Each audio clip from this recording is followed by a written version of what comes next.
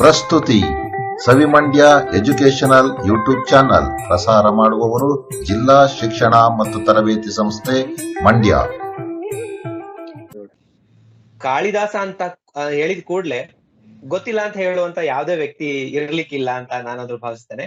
ಕಾಳಿದಾಸ ಸುಮಾರು 4ನೇ ಶತಮಾನದಲ್ಲಿ ಸಂಸ್ಕೃತ ಸಾಹಿತ್ಯದಲ್ಲಿ ಕವಿಕುಲ ಗುರು ಎಂಬ ಮನ್ನಣೆಗೆ ಪಾತ್ರನಾದಂತಹ ಕವಿ. ತನ್ನ ಕವಿತಾ ಮಾಧುರ್ಯ ಮತ್ತೆ ಪ್ರತಿಭೆಗಳಿಂದ ವಿಶ್ವ ಕವಿಗಳ ಶ್ರೇಣಿಯಲ್ಲಿ ಮಹತ್ವದ ಸ್ಥಾನ ಪಡೆದಿರುವಂತಹ ಕವಿ. ಅವರು ಬರೆದಿರುವಂತಹ ಋತು ಸಂಹಾರ ಮತ್ತು ಮೇಘ ಸಂದೇಶ 2 ಖಂಡಕಾವ್ಯಗಳು, ಕುಮಾರ ಸಂಭವ ಮತ್ತೆ ರಘುವಂಶ ಅನ್ನುವಂತ ಮಹಾಕಾವ್ಯಗಳು, ಮತ್ತೆ 3 ನಾಟಕಗಳು, ಮಾಲಕಾಗ್ನಿ ಮಿತ್ರ, ವಿಕ್ರಮೋರ್ಷಿಯ, ಅಭಿಜ್ಞಾನ ಶಾಕುಂತಲ ಅಂತ. ಈ ಎಲ್ಲಾ ಕೃತಿಗಳು ಸರ್ವಾಂಗ ಸುಂದರವಾಗಿವೆ. ಮತ್ತೆ ಒಂದೊಂದು ಕೃತಿಯು ಕೂಡ ವಸ್ತು ವಿನ್ಯಾಸ, ಪಾತ್ರ ವೈವಿಧ್ಯತೆ ಮತ್ತು ವರ್ಣನ ಚಾತುರ್ಯದಿಂದ ರಸಗಟ್ಟಿಗಳಾಗಿದ್ದಾವೆ ಅಂತಾನೆ ಹೇಳ್ಬಹುದು. ಕನ್ನಡ ಸಾಹಿತ್ಯದಲ್ಲಂತೂ ಕಾಳಿದಾಸನ ಪ್ರಭಾವ ಅಪಾರವಾಗಿದೆ ಅಂತಾನೆ ಹೇಳ್ಬಹುದು. ನೃಪತುಂಗನಾದಿಯಾಗಿ ಪಂಪ, ಪೊನ್ನ, ಹರಿಹರ, ದುರ್ಗಸಿಂಹ, ನಾಗವರ್ಮ ಮುಂತಾದ ಹಳೆಗನ್ನಡ ಕವಿಗಳೆಲ್ಲ ಕಾಳಿದಾಸನ ಕಾವ್ಯ ನಾಟಕಗಳ ಪ್ರಭಾವದ ಸುಳಿಗೆ ಸಿಕ್ಕಿ ಸಾಕಷ್ಟು ಸಾಹಿತ್ಯವನ್ನ ರಚಿಸಿದ್ದಾರೆ ಅಂತ ಹೇಳಿದ್ರೆ ತಪ್ಪಾಗಲ್ಲ. ಅಷ್ಟೇ ಅಲ್ಲದೆ ಕಾಳಿದಾಸ ನಾಟಕಗಳ ಅನುವಾದ ಕಾರ್ಯ ನಮ್ಮ 19ನೇ ಶತಮಾನದಲ್ಲಿ ಪ್ರಾರಂಭ ಆಯ್ತು ಅಂತ ಹೇಳ್ಬಹುದು.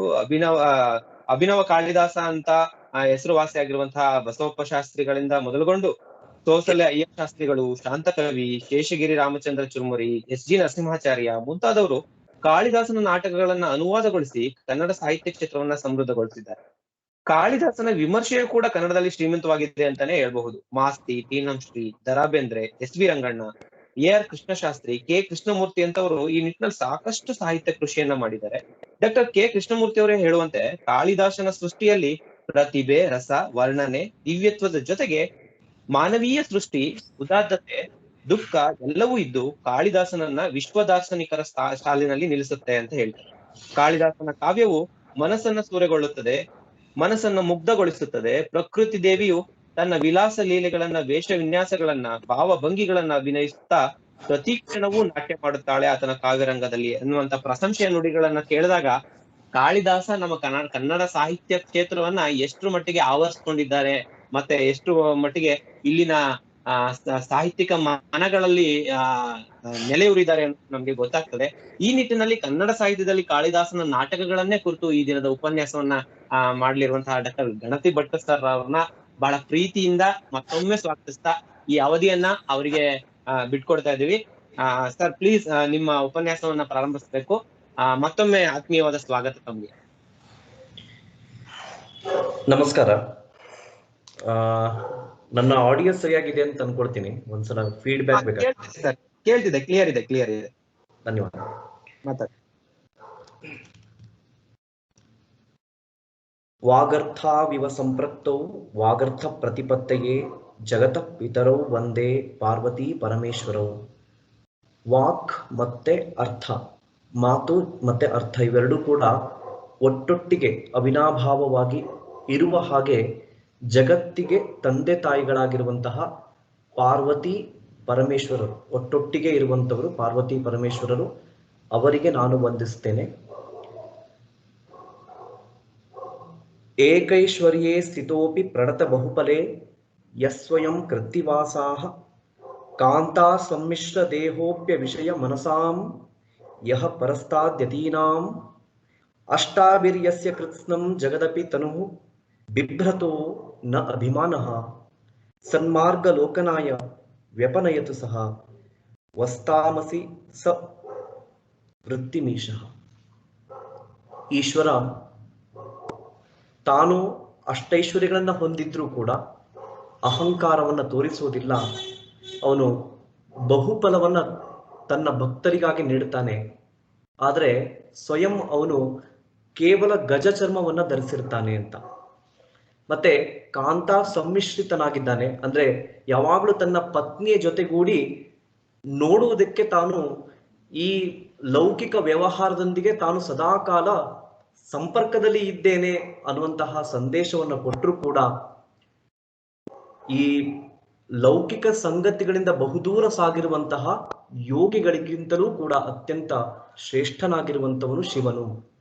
ಹಾಗೆಯೇ ಅಷ್ಟ ರೂಪದಲ್ಲಿ ಅವನು ಅಭಿವ್ಯಕ್ತನಾಗುತ್ತಾನೆ. ಅವನು ತಮಸ್ಸನ್ನ ಕಳೆದು ನಮಗೆ ಬೆಳಕನ್ನ ಅಂದ್ರೆ ಜ್ಞಾನವನ್ನ ನೀಡಲಿ. ಈ ಪ್ರಾರ್ಥನೆಯನ್ನು ಮಾಡೋದು, ಈ ಎರಡೂ ಪ್ರಾರ್ಥನೆ ಶ್ಲೋಕವನ್ನ ಬರೆದಿರೋದು ಕಾಳಿದಾಸ, ಕವಿಕುಲಗುರು ಕಾಳಿದಾಸ ಅನ್ನೋದು ನಾವು ಅವನ್ನ ಸಂಬೋಧಿಸುವಂತಹ ಪರಿ. ಅಂದ್ರೆ ಕಾಳಿದಾಸನ ಪ್ರತಿಯೊಂದು ನಾವು ಅವನ ಆದ್ಯಂತವಾಗಿ ಅಂದ್ರೆ ಅವನ ಪ್ರಾರಂಭದ ಶ್ಲೋಕದಿಂದ ಅವನ ಕೃತಿಗಳನ್ನು ನಾವು ಆಮೂಲಾಗ್ರವಾಗಿ ನಾವು ಓದಿದಾಗ ಅದರಲ್ಲಿ ನಮಗೆ ಆ ಕವಿತ್ವದ ಪ್ರೌಢಿಮೆ ಅನ್ನುವಂಥದ್ದು ಅವನಿಗೆ ಕರಗತವಾಗಿತ್ತು, ಸಿಕ್ಕಿಸಿತ್ತು ಅನ್ನೋದು ಬಹಳ ಸ್ಪಷ್ಟವಾಗಿ ಗೊತ್ತಾಗುತ್ತದೆ. ಹಾಗಾಗಿ ಅಂತಹ ಕಾಳಿದಾಸ ಪ್ರಣೀತವಾಗಿರುವಂತಹ ಕೆಲವು ಕೃತಿಗಳು ಜೊತೆಗೆ ಅವುಗಳ ಕನ್ನಡ ಅನುವಾದ ಅಥವಾ ಕಾಳಿದಾಸನ ಪ್ರಭಾವ ಕನ್ನಡದ ಸಾಹಿತ್ಯದ ಮೇಲೆ ಹೇಗೆಲ್ಲ ಆಯಿತು ಅನ್ನೋದನ್ನ ಮುಂದಿನ 1 ಗಂಟೆಯವರೆಗೆ ನಾನು ತಿಳಿಸುವಂತಹ ಪ್ರಯತ್ನವನ್ನ ಈ ವೆಬಿನಾರ್ ಮೂಲಕವಾಗಿ ಮಾಡ್ತಾ ಇದ್ದೇನೆ. ಮಾನ್ಯ ಪ್ರಾಚಾರ್ಯರೇ, ಜೊತೆಗೆ ಸ್ನೇಹಿತರು, ಶಿಕ್ಷಕ ಬಂಧುಗಳು ಆಗಿರುವಂತಹ ಭಾನುಕುಮಾರ್ ಸರ್ ಅವರೇ, ಹಾಗೆ ನನ್ನ ಸಹೋದ್ಯೋಗಿ ಮಂಜೇಗೌಡರು ಕೂಡ ಇದ್ದಾರೆ. ಜೊತೆಗೆ ಇನ್ನೂ ಅನೇಕರು ನನ್ನ ಸ್ನೇಹಿತರು. ಬಹಳ ಮುಖ್ಯವಾಗಿ ನಾವೆಲ್ಲ ಕೂಡ ಶಿಕ್ಷಕ ಬಾಂಧವರು. ಒಬ್ಬರ ಕಷ್ಟ, ಒಬ್ಬರ ಸುಖ ಇನ್ನೊಬ್ಬರಿಗೆ ಅರ್ಥವಾಗುವಂತಹ ವೇದಿಕೆ ಇದು ಅಂತ ನಾನು ಅಂದುಕೊಂಡಿದ್ದೀನಿ. ಯಾಕೆಂದ್ರೆ ನಾವೆಲ್ಲರೂ ಕೂಡ ಶಿಕ್ಷಕರಾಗಿರೋದ್ರಿಂದ ಜ್ಞಾನ ಪ್ರಸರಣ ಕಾರ್ಯದಲ್ಲಿ ನಾವೆಲ್ಲ ಕೂಡ ನಮ್ಮ ದೈನಂದಿನ ಜೀವನದಲ್ಲಿ ತೊಡಗಿಸ್ಕೊಂಡಿದ್ದೀವಿ. ಹಾಗಾಗಿ ನಾನು ಮಾಡುವಂತಹ ವೃತ್ತಿ ಬೇರೆ ಅಲ್ಲ, ನೀವು ಮಾಡುವಂತಹ ವೃತ್ತಿ ಬೇರೆ ಅಲ್ಲ. ಎಲ್ಲರೂ ಕೂಡ ಒಂದೊಂದು ವಿಷಯಗಳಲ್ಲಿ ನಾವು ಆ ಜ್ಞಾನ ಗಮ್ಯ ಅಂತ ಹೇಳ್ತೀವಲ್ಲ, ಆ ದಾರಿಯಲ್ಲಿ ನಾವು ಹೋಗ್ತಾ ಇದ್ದೀವಿ, ಸಾಕ್ತಾ ಇದ್ದೀವಿ. ಮತ್ತೆ ಆ ಜ್ಞಾನವನ್ನು ನಮ್ಮೊಟ್ಟಿಗೆ ಕೊಂಡೊಯ್ದಷ್ಟೇ ಅಲ್ಲ, ಜಗತ್ತಿಗೆ ಅದನ್ನು ಪ್ರಸರಣ ಮಾಡುವಂತಹ ಶ್ರೇಷ್ಠ ಕಾರ್ಯದಲ್ಲಿ ನಾವೆಲ್ಲ ಕೂಡ ಭಾಗಿಯಾಗಿದ್ದೀವಿ. ಆ ಮಟ್ಟಿಗೆ ನಾವೆಲ್ಲ ಕೂಡ ಸಮಾನ ಸುಖ ದುಃಖಿಗಳು. ನಿಮ್ಗೆಲ್ಲರಿಗೂ ಕೂಡ ನಾನು ಹೃತ್ಪೂರ್ವಕವಾದಂತಹ ನಮನವನ್ನ ಹೇಳ್ತಾ, ನನ್ನ ಕಾಳಿದಾಸನೇ ಹೇಳುವಾಗೆ ಕ್ವಚಾಲ್ಪ ವಿಷಯಾಮತಿಹಿ ಅಂತ, ಅಂದ್ರೆ ಕ್ವಸೂರ್ಯ ಪ್ರಭವೋ ವಂಶಃ ಕ್ವಚಾಲ್ಪ ವಿಷಯಾಮತಿ. ಕಾಳಿದಾಸ ತನ್ನ ರಘುವಂಶ ಬರಿಬೇಕಾದ್ರೆ ಹೇಳ್ತಾನೆ, ಎಲ್ಲಿಯ ಆ ರಾಮಾಯಣ ವಾಲ್ಮೀಕಿ ಪರಂಪರೆ ಅಂತ ಏನಿದೆ, ದೊಡ್ಡ ಪರಂಪರೆ ಅದು, ಗುರು ಸಮಾನರಾಗಿರುವಂತಹ ವಾಲ್ಮೀಕಿಗಳು ಬರೆದಂತಹ ಆ ರಘುವಂಶ ಚರಿತ್ರೆಯಲ್ಲಿ ಅಲ್ಪಮತಿಯಾಗಿರುವಂತಹ ಕಾಳಿದಾಸ ಇಲ್ಲಿ ಅಂತ. ಇದು ಬಹುಶಃ ನಮ್ಮೆಲ್ಲರಿಗೂ ಕೂಡ ಇದು ಅನ್ವಯ ಆಗತ್ತೇನು ಅಂತ. ಅಂದ್ರೆ ಆ ಸರಳತೆಯಿಂದಲೇ ನಾನು ಆರಂಭಿಸುವುದಕ್ಕೆ ಹೋಗ್ತೀನಿ. ಕಾಳಿದಾಸ ನಮಗೆ ಬಹಳ ಆಪ್ತನಾಗುತ್ತಾನೆ. ಹಲವಾರು ಕಾರಣಗಳಿದಾವೆ. ಅದರಲ್ಲಿ ಆ ಕವಿಯಲ್ಲಿ ಇರುವಂತಹ ಸರಳತೆ ಬಹಳ ಮುಖ್ಯವಾಗಿ. ಕಾಳಿದಾಸ ಅವನು ಕಾವ್ಯವನ್ನ ಬರೆಯುವುದರಲ್ಲಿ ಉದಾರ. ಅಂದ್ರೆ ಅವನು ಬರೀತಾ ಹೋದ ಹಾಗೆಲ್ಲ ಪ್ರಕೃತಿಯ ನಾನಾ ಅಂಶಗಳನ್ನ ತನ್ನ ಕಾವ್ಯದಲ್ಲಿ ಬೆಸೆಯುತ್ತಾ ಹೋಗುತ್ತಾನಲ್ಲ, ಅವನು ಧಾರಾಳವಾಗಿ ಪ್ರಕೃತಿಯ ಅಂಶವನ್ನ ತನ್ನ ಕಾವ್ಯದಲ್ಲಿ ಸೇರಿಸ್ಕೊಳ್ತಾ ಹೋಗ್ತಾನೆ. ಅದರಲ್ಲಿ ಅವನು ಜಿಪುಣ ಅಲ್ಲ, ಅವನು ತುಂಬಾ ಉದಾರಿ. ಆದರೆ ಅವನಿಗೆ ಆತ್ಮ ಪ್ರಶಂಸೆ ಬೇಕಾಗಿರಲಿಲ್ಲ. ಆ ವಿಷಯದಲ್ಲಿ ಅವನು ಉದಾರತೆಯನ್ನು ತೋರಿಸುವುದಿಲ್ಲ. ಹಾಗಾಗಿ ಬಹುಶಃ ಬಹುತೇಕವಾಗಿ ನಮಗೆ ಪ್ರಾಚೀನ ಸಂಸ್ಕೃತ ಕಾವ್ಯಗಳನ್ನ ಅಥವಾ ಪ್ರಾಚೀನವಾಗಿರುವಂತಹ ಅನೇಕ ಗ್ರಂಥಗಳನ್ನ ನಾವು ಅವಲೋಕಿಸಿದಾಗ ಬಹಳ ಮುಖ್ಯವಾಗಿ ನಮಗೆ ಬೇಸರ ಅಂತಂದ್ರೆ ಆ ಕವಿಯ ಬಗ್ಗೆ ನಮಗೆ ಅಷ್ಟಾಗಿ ಗೊತ್ತಾಗುವುದಿಲ್ಲ. ಇದೇ ವಿಚಾರ ಕಾಳಿದಾಸನ ವಿಷಯದಲ್ಲೂ ಕೂಡ ಆಗುವಂಥದ್ದು. ಕಾಳಿದಾಸನ ಜೀವನ ಅಥವಾ ಕಾಳಿದಾಸ ಯಾವಾಗ ಅವನು ಬದುಕಿದ್ದ, ಈ ಎಲ್ಲ ವಿಷಯಗಳ ಬಗ್ಗೆ ನಮಗೆ ನಿಖರವಾಗಿ ಗೊತ್ತಾಗುವುದಿಲ್ಲ. ಆದರೆ ಮನುಷ್ಯ ಸ್ವಭಾವ ಕೆದಕುವಂಥದ್ದು. ಯಾವುದೋ ಒಬ್ಬ ವ್ಯಕ್ತಿ ಅವನು ಮಹಾನ್ ವ್ಯಕ್ತಿ ಆಗಿರ್ತಾನಂತಂದ್ರೆ ಅವನು ಹೇಳ್ಕೊಂಡಿಲ್ಲ ಅಂತಂದ್ರು ಅವನ ಬಗ್ಗೆ ಕುತೂಹಲಕ್ಕಾದ್ರೂ ಅವನ ಸುತ್ತಮುತ್ತ ಇರುವಂತಹ ಜನ ಅಥವಾ ಅವನ ನಂತರದಲ್ಲಿ ಸಮಾಜ ಅವನನ್ನ ಗುರುತಿಸುವಂತಹ, ಅವನ ಬಗ್ಗೆ ತಿಳ್ಕೊಳ್ಳುವಂತಹ ಪ್ರಯತ್ನವನ್ನ ನಿರಂತರವಾಗಿ ಮಾಡ್ತಾ ಇರುತ್ತೆ. ಅದಕ್ಕೆ ಕಾಳಿದಾಸ ಕೂಡ ಹೊರತಲ್ಲ. ಕಾಳಿದಾಸನ ಬಗ್ಗೆ ಸಾಕಷ್ಟು ಅನುಸಂಧಾನಗಳು ನಡೆದಿದ್ದಾವೆ, ಈಗಲೂ ಕೂಡ ನಡೀತಾನೆ ಇದೆ. ಆ ಒಂದು ಅನುಸಂಧಾನದ ಪ್ರತಿಫಲವಾಗಿ ನಮಗೆ ಕಾಳಿದಾಸನ ಬಗ್ಗೆ ಸಾಕಷ್ಟು ನಿಖರ, ಅಂದ್ರೆ ಇದಮಿತ್ತಂ, ಇದು ಹೀಗೆಯೇ ಅನ್ನೋ ರೀತಿಯಲ್ಲಿ ನಮಗೆ ಕಾಳಿದಾಸನ ಬಗ್ಗೆ ಹಲವಾರು ಮಾಹಿತಿಗಳು ಸಿಗುತ್ತವೆ. ಬಹಳ ಮುಖ್ಯವಾಗಿ ನಾನು ಒಂದು ಮಾತನ್ನ ಹೇಳ್ತೇನೆ, ಕಾಳಿದಾಸ ನಮಗೆ ಅತ್ಯಾಪ್ತನಾಗ್ತಾನೆ. ಅದರಲ್ಲೂ ವಿಶೇಷವಾಗಿ ಕನ್ನಡದವರಿಗೆ ಕಾಳಿದಾಸ ಆಪ್ತನಾಗುವುದು ಅವನ ಹಲವಾರು ಕೃತಿಗಳು ಅನುವಾದ ಆಗಿರುವುದರಿಂದ. ಆಗಲೇ ನಮ್ಮ ಸ್ನೇಹಿತರು ಶಿಕ್ಷಕರು ಮಾತನಾಡ್ತಾ ಹೇಳ್ತಾ ಇದ್ರು, ಹಲವಾರು ಕೃತಿಗಳ ಪರಿಚಯವನ್ನ, ಕನ್ನಡಕ್ಕೆ ಅನುವಾದವಾಗಿರುವಂತಹ ಕೃತಿಗಳ ಪರಿಚಯ. ಹೌದು, ಎಷ್ಟೋ ಕೃತಿಗಳನ್ನ ನಮ್ಮ ಧೀಮಂತ ಸಾಹಿತಿಗಳು ಕನ್ನಡಕ್ಕೆ ಅದನ್ನ ತರ್ಜುಮೆ ಮಾಡಿದ್ದಾರೆ. ಕೇವಲ ಅನುವಾದವಾಗಿರದೆ, ಭಾವಾನುವಾದವಾಗಿರದೆ, ಅದಕ್ಕೆ ಒಂದಿಷ್ಟು ಕನ್ನಡತನವನ್ನು ಸೇರಿಸಿ ಬರೆದಿದ್ದಾರೆ. ಆ ಎಲ್ಲ ನಿಟ್ಟಿನಲ್ಲಿ ನಮಗೆ ಕಾಳಿದಾಸನು ನಮ್ಮ ಮನೆಯವನೇ ಅನ್ನೋ ರೀತಿಯಲ್ಲಿ ನಮಗೆ ಅತ್ಯಾಪ್ತನಾಗ್ತಾನೆ. ಹಾಗಾಗಿ ಕಾಳಿದಾಸ ಅಂದ ತಕ್ಷಣ ಯಾರಿಗೂ ಕೂಡ ಅವನ ಬಗ್ಗೆ ಕಲ್ಪನೆ ಇಲ್ಲ ಅಂತೇನಲ್ಲ. ನಾನು ಸ್ಕ್ರೀನ್ ಅನ್ನ ಶೇರ್ ಮಾಡಬಹುದಾ ಸರ್? ಇಲ್ಲಿ ಆಪ್ಷನ್ಸ್ ನನಗೆ ಸಿಗತ್ತಾ? ಸ್ಕ್ರೀನ್ ಶೇರ್ ಮಾಡಬಹುದಲ್ಲ? ಮಾಡಿ ಸರ್, ಮಾಡಿ. ಕಾಳಿದಾಸ ಅಂದ ತಕ್ಷಣ ನಮಗೆ ಬಹಳ ಮುಖ್ಯವಾಗಿ ಒಂದು ಚಿತ್ರಣ ಬಹಳ ಮುಖ್ಯವಾಗಿ ಬರುತ್ತೆ. ನಾನು ಈಗ ಡಿಸ್ಪ್ಲೇ ಮಾಡ್ತಾ ಇರುವಂತಹ ಒಂದು ಚಿತ್ರ ಅಂದ್ರೆ ವರ್ಣಚಿತ್ರ. ಬಹಳ ಹೆಮ್ಮೆಯ ವಿಚಾರ ಅಂತಂದ್ರೆ ಇದನ್ನ ಬರೆದಿದ್ದು ರವಿವರ್ಮ, ಅವನು ಕರ್ನಾಟಕದವನು. ಈ ಚಿತ್ರ ಅಷ್ಟೇ ಅಲ್ಲದೆ ಇದ್ರ ಜೊತೆಗೆ ಕಾಳಿದಾಸನ ಕುರಿತಾದಂತಹ, ಅವನ ಕೃತಿಯ ಕುರಿತಾದಂತಹ ಅನೇಕ ಚಿತ್ರಗಳಿದಾವೆ. ಇವತ್ತಿಗೂ ಕೂಡ ಯಾರೇ ಆದರೂ ಕಾಳಿದಾಸನ ಬಗ್ಗೆ ತಿಳ್ಕೊಳ್ಳೋದಿಕ್ಕೆ ಹೋಗುವಂತವರು, ಕಾಳಿದಾಸನ ಬಗ್ಗೆ ಮಾತನಾಡಬೇಕು ಅಥವಾ ಕಾಳಿದಾಸನ ಬಗ್ಗೆ ಅವನ ಕೃತಿಗಳನ್ನ ಓದಬೇಕು. ಕಾಳಿದಾಸ ಮ್ಯೂಟ್ ಆಗಿದೆ ಸರ್. ಹಲೋ, ಇಲ್ಲ, ಕೇಳಿಸ್ತಿದೆ. ಕೇಳಿಸ್ತಾ ಇದೆಯಲ್ಲ? ಹಾ, ಕೇಳಿಸ್ತಿದೆ, ಮಾತಾಡಿ ಸರ್.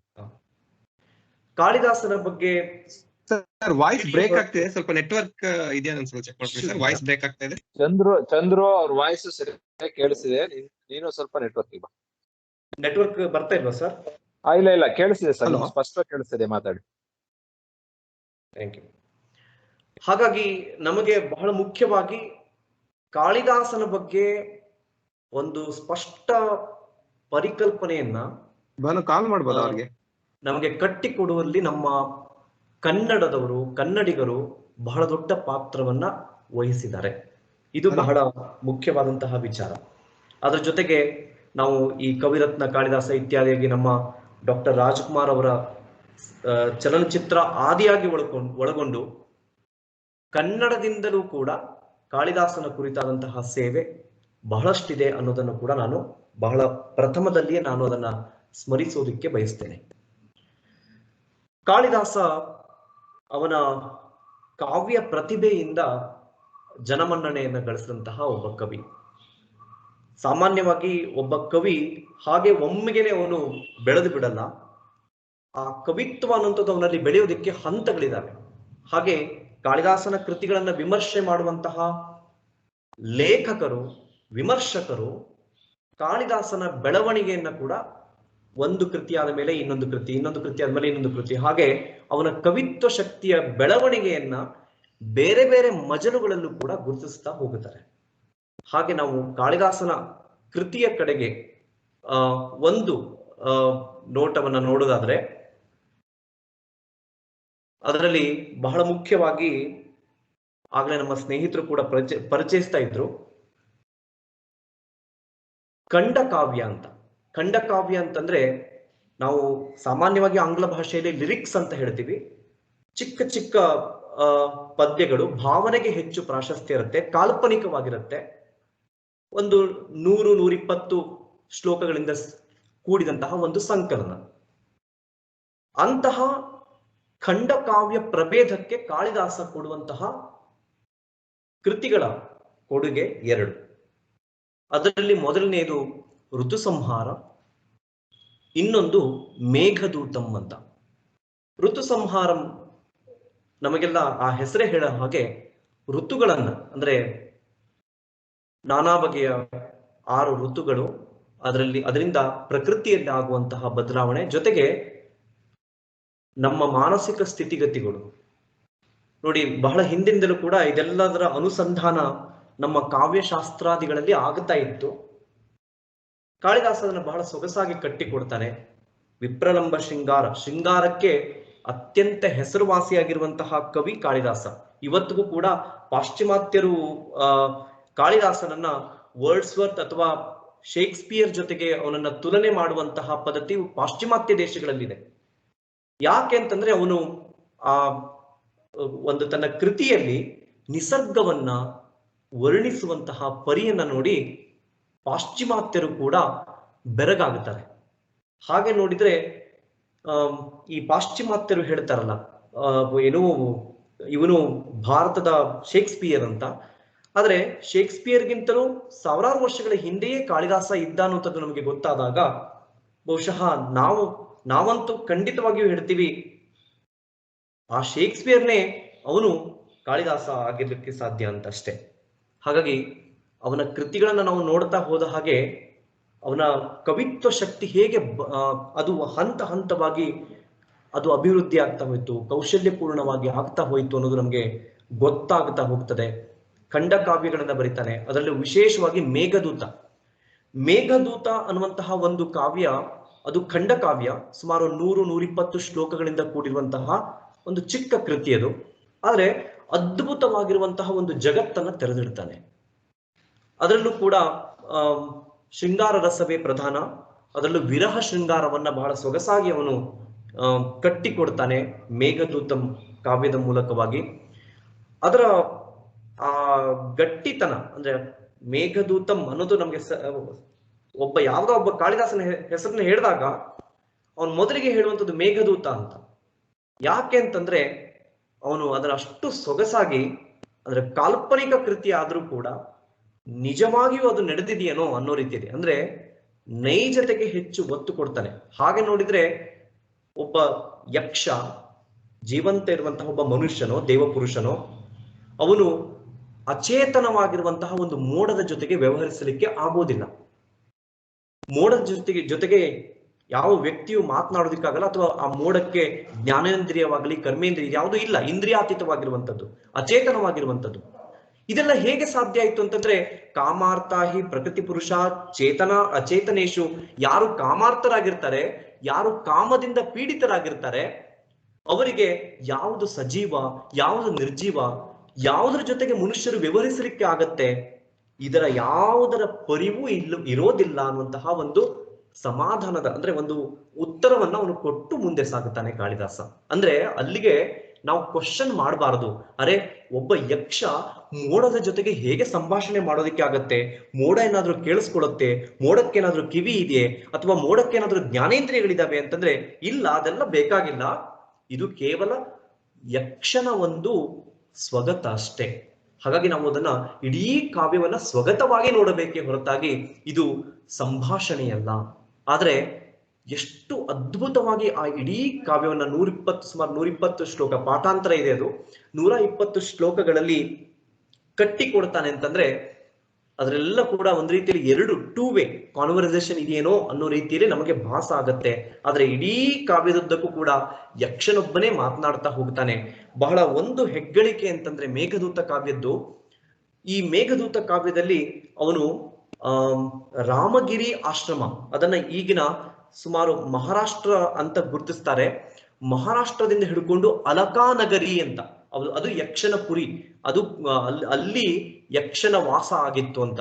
ಅಲ್ಲಿರುವಂತಹ ತನ್ನ ಪತ್ನಿಗೆ ಅವನು ಸಂದೇಶವನ್ನ ಮೋಡದ ಮೂಲಕವಾಗಿ ತಿಳಿಸಬೇಕು ಅಂತಂದಾಗ ಆ ಹೋಗುವಂತಹ ಮಾರ್ಗ ಇದೆಯಲ್ಲ, ಆ ಮಾರ್ಗವನ್ನ ಬಹಳ ಸೊಗಸಾಗಿ ಹೇಳ್ಕೊಡ್ತಾನೆ. ಅದಕ್ಕೆ ನಮಗೆ ಗೊತ್ತಾಗುತ್ತದೆ ಇಡೀ ದೇಶ ಅಂದ್ರೆ ದಕ್ಷಿಣದಿಂದ ಉತ್ತರದ ಕಾಶ್ಮೀರದವರೆಗೆ ಕೂಡಿಸಿದಂತಹ ಪ್ರಪ್ರಥಮ ಹೆಗ್ಗಳಿಕೆ ಅದು ಕಾಳಿದಾಸನಿಗೆ ಸಲ್ಲಬೇಕು ಅಂತ. ಅದಕ್ಕೆ ಸಾಕಷ್ಟು ಜನ ಹೇಳ್ತಾರೆ, ಅಂದ್ರೆ ಮುಂಚೆಲ್ಲ ರಾಜರ ಆಳ್ವಿಕೆಯಲ್ಲಿ ನಮ್ಮ ದೇಶ ಹರಿದು ಹಂಚಿ ಹೋಗ್ಬಿಟ್ಟಿತ್ತು, ಆಮೇಲೆ ಆಂಗ್ಲರು ಬಂದುಬಿಟ್ಟು ನಮ್ಮಲ್ಲಿ ಒಂದು ಐಕ್ಯತೆಯ ಭಾವನೆಯನ್ನು ತಂದ್ರು ಅಂತ. ಆದ್ರೆ ತಪ್ಪು. ಬ್ರಿಟಿಷರು ಬರುವುದಕ್ಕಿಂತ ಮುಂಚೆ ರಾಜ ಮಹಾರಾಜರು ಆಳ್ತಾ ಇದ್ದಂತಹ ಸಂದರ್ಭದಲ್ಲಿಯೇ ನಾವು ಕಾಳಿದಾಸನ ಮೇಘದೂತ ಒಂದು ಕಾವ್ಯವನ್ನ ನೋಡಿದಾಗ ಗೊತ್ತಾಗುತ್ತೆ ಇಡೀ ದೇಶ ಹೇಗೆ ಒಂದಾಗಿತ್ತು ಅಂತ. ಅದಕ್ಕೆ ಕಾಳಿದಾಸನ ಬೇರೆ ಬೇರೆ ಕೃತಿಗಳಲ್ಲೂ ನಮ್ಗೆ ಸಾಕ್ಷ್ಯ ಸಿಗತ್ತೆ. ಅವನು ದಕ್ಷಿಣದಿಂದ ಹಿಡಿದು ಕಾಶ್ಮೀರದವರೆಗಿನ ಇರುವಂತಹ ಭಾರತದ ನಾನಾ ಭೂಭಾಗಗಳನ್ನ ತನ್ನ ಕೃತಿಯ ಭಾಗವಾಗಿ ಇರಿಸ್ತಾನೆ. ಅದಕ್ಕೆ ಮೇಘದೂತ ಬಹಳ ಒಳ್ಳೆಯ ಸಾಕ್ಷಿಯಾಗಿ ನಮ್ಗೆ ಸಿಗತ್ತೆ. ಬಹಳ ವಿಶೇಷವಾಗಿ ಕಾಳಿದಾಸನ ಮೇಘದೂತ ನಮಗೆ ಇನ್ನೊಂದು ರೀತಿಯಲ್ಲಿ ಸಹಕಾರಿ. ಅದು ಏನಂತಂದ್ರೆ, ಒಂದು ನಾನು ಹೇಳಿದೆ ಭೂ ಪ್ರದೇಶದ ಬಗ್ಗೆ ಬಹಳ ಸ್ಪಷ್ಟವಾದಂತ ಹೇಳ್ತಾನೆ. ಇಂತಿಂತಹ ಪ್ರದೇಶದಲ್ಲಿ ಇಂತಿಂತಹ ದಿಕ್ಕಿನಲ್ಲಿ ಆಯಾ ನದಿಗಳಿದಾವೆ ಅಂತ. ನೋಡಿ, ಒಬ್ಬನ ಕಲ್ಪನೆ ಹೇಗಿರುತ್ತೆ ಅಂತಂದ್ರೆ, ಕವಿ ಅಂದ್ರೆ ಸಾಮಾನ್ಯ ಕಲ್ಪನೆಯನ್ನ ಮಾಡಿದ್ರೆ ಅವನು ಕವಿ ಆಗೋದಿಲ್ಲ. ಆದರೆ ಕಾಳಿದಾಸ ಹೇಗೆ ಹೇಳ್ತಾನೆ ಅಂತಂದ್ರೆ, ಮೋಡ ಅದು ಭೂಮಿಯಿಂದ ಎಷ್ಟು ಎತ್ತರದ ಅಂತರದಲ್ಲಿ ಇರುತ್ತೆ, ಅಲ್ಲಿಂದ ಆ ಮೋಡ ಆ ಭೂಮಿಯನ್ನ ನೋಡಿದಾಗ ಆ ಭೂಮಿ ಹೇಗೆ ಕಾಣಿಸುತ್ತಲ್ಲ ಆ ಸೌಂದರ್ಯವನ್ನ ವರ್ಣಿಸೋದಿದೆಯಲ್ಲ, ಅಂದ್ರೆ ಯಾವ ವೈಮಾನಿಕವಾಗಿ ನಾವೇನು ಅಷ್ಟು ಸಿದ್ಧಹಸ್ತರಿಲ್ಲದಂತಹ ಕಾಲದಲ್ಲೂ ಕೂಡ ಕಾಳಿದಾಸ ಕಲ್ಪನೆಯನ್ನ ಮಾಡಿ ಬರೆಯೋದಿದೆಯಲ್ಲ, ಅಲ್ಲಿ ನಮ್ಗೆ ಆ ಕಾಳಿದಾಸನ ಕವಿತ್ವ ಶಕ್ತಿ ಅನ್ನುವಂಥದ್ದರ ಅರಿವಾಗತ್ತೆ ಅಂತ. ಇನ್ನೊಂದು ಜನಪರ ಕಾಳಜಿ, ಅಂದ್ರೆ ಜನಹಿತ ಅಂತಂದ್ರೆ ಕಾಳಿದಾಸನ ಎಲ್ಲ ಕಾವ್ಯವು, ಮೇಘದೂತವೂ ಸೇರಿದಂತೆ ಎಲ್ಲ ಕಾವ್ಯಗಳಲ್ಲೂ ಕೂಡ ಅಲ್ಲಿ ಉದಾತ್ತ ಚಿಂತನೆಗಳು ಸಮಾಜ ಪರವಾಗಿ ನಮಗೆ ನೋಡೋದಕ್ಕೆ ಸಿಗತ್ತೆ. ಅದರ ಔನ್ನತ್ಯವನ್ನ ನಾವು ಮೇಘದೂತ ಕಾವ್ಯದಲ್ಲಿ ನೋಡ್ತೀವಿ. ಹೇಗೆ ಅಂತಂದ್ರೆ, ಆ ಮೇಘದೂತ ಕಾವ್ಯದಲ್ಲಿ ಅವನು ಯಕ್ಷ ಮೋಡಕ್ಕೆ ಹೇಳ್ತಾನೆ, ಇಂತಿಂತಹ ಜಾಗದಲ್ಲಿ ಹೋದಾಗ ನೀನು ಸ್ವಲ್ಪ ಮಳೆಯನ್ನ ಸುರಿಸು, ಅಥವಾ ಆ ನದಿಯ ನೀರನ್ನ ಕುಡಿ. ಹೀಗೆಲ್ಲ ಹೇಳುವಲ್ಲಿ ಮಳೆ ಬೆಳೆ ಎಲ್ಲ ಕೂಡ ಚೆನ್ನಾಗಿ ಇರಬೇಕು, ಯಾಕಂದ್ರೆ ಮೋಡದ ಕೆಲಸ ಮಳೆ ಸುರಿಸೋದು. ಹಾಗೆ ಅದರ ಅಲ್ಲಿ ಹೋದಾಗ ಅಲ್ಲಿಗೆ ಬೇಕಾದಂತಹ ಉಪಯೋಗ ಕಾರ್ಯದಲ್ಲಿ ನೀನು ಕೂಡ ನಿಯುಕ್ತನಾಗು ಅನ್ನುವಂತಹ ಮಾತನ್ನ ಯಕ್ಷನ ಮೂಲಕವಾಗಿ ಹೇಳಿಸೋದ್ರಲ್ಲಿ ಕಾಳಿದಾಸನ ಒಂದು ಅವನಲ್ಲಿರುವಂತಹ ಸಮಾಜದ ಹಿತಚಿಂತನೆಯ ಅರಿವು ನಮಗೆ ಆಗುತ್ತದೆ. ಜೊತೆಗೆ ಇನ್ನೊಂದು ಬಹಳ ಮುಖ್ಯ ನಾನು ಹೇಳಬೇಕು, ಕಾಳಿದಾಸನ ದೇಶದ ವಿಷಯವಾಗಿ ನಮಗೆ ಅನೇಕ ಗೊಂದಲಗಳು ಮತ್ತೆ ಮತ್ತೆ ಇರುತ್ತವೆ. ಅದರಲ್ಲಿ ಮೇಘದೂತ ಕಾವ್ಯ ನಮಗೆ ಕಾಳಿದಾಸನ ದೇಶ ಕುರಿತಾಗಿ ಒಂದು ಸಮಾಧಾನಕರ, ಅಂದ್ರೆ ಇದು ಓಕೆ ನಾವು ಒಪ್ಕೋಬಹುದು ಅನ್ನೋ ರೀತಿಯಲ್ಲಿ ಒಂದು ಶ್ಲೋಕವನ್ನ ನಮ್ಗೆ ಕಾಳಿದಾಸನ ಈ ಮೇಘದೂತ ಕಾವ್ಯದ ಮುಖಾಂತರವಾಗಿ ಗೊತ್ತಾಗುತ್ತೆ. ಕಾಳಿದಾಸ ಹಾಗಾದ್ರೆ ಎಲ್ಲಿಯವನು? ಸಾಮಾನ್ಯವಾಗಿ ಕಾಳಿದಾಸನ ಕಥೆಗಳನ್ನ ನಾವು ಕೇಳಿದಾಗ ಕಾಳಿದಾಸನ ಜೀವನದ ಬಗ್ಗೆ ನಾನಾ ಬಗೆಯ ದಂತಕಥೆಗಳು ನಮ್ಮ ನಡುವೆ ಇದೆ. ಎಲ್ಲಾ ದಂತಕಥೆಗಳು ನಾವು ಒಪ್ಕೊಳ್ಳೋದಿಕ್ಕಾಗಲ್ಲ. ಯಾವ ವಿಮರ್ಶಕರು ಕೂಡ ಕಾಳಿದಾಸನ ಬಗ್ಗೆ ಇರುವಂತಹ ನಾನಾ ದಂತಕಥೆಗಳನ್ನ ಇದು ಕಾಳಿದಾಸನ ಜೀವನದಲ್ಲಿ ನಡೆದಿದ್ದು ಅಂತ ಹೇಳಲ್ಲ. ಹಾಗಾಗಿ ಈ ಇತಿಹಾಸಕಾರರಿರ್ಬೋದು ಅಥವಾ ಸಾಹಿತ್ಯ ವಿಮರ್ಶಕರು ಕಾಳಿದಾಸನ ದೇಶ ಕಾಲದ ವಿಷಯಕ್ಕೆ ಬಂದಾಗ ಅವರು ಸಾಕಷ್ಟು ಪರಿಶೀಲನೆಯನ್ನ ಮಾಡ್ತಾರೆ. ಮತ್ತೆ ಒಮ್ಮತಕ್ಕೆ ಬರಬೇಕಾದ್ರೆ ಅದಕ್ಕೊಂದು ಸ್ಟ್ರಾಂಗ್ ರೀಸನ್ ಇರ್ಬೇಕಲ್ಲ. ಹಾಗೆ ನಾವು ಮೇಘದೂತದಲ್ಲಿ ನೋಡಿದಾಗ ವಕ್ರ ಪಂಥ ಯದಪಿ ಬಹುದು ಅದರಲ್ಲಿ ಅವನು ಹೇಳ್ತಾನೆ, ಹೋಗುವಂತಹ ದಾರಿಯಲ್ಲಿ ಸ್ವಲ್ಪ ಅಡ್ಡ ದಾರಿ ಆದ್ರೂ ಪರವಾಗಿಲ್ಲ, ನೀನು ಉಜ್ಜಯಿನಿಯನ್ನ ನೀನು ವಿಸಿಟ್ ಮಾಡಬೇಕು, ಸಂದರ್ಶಿಸಬೇಕು ಅಂತ.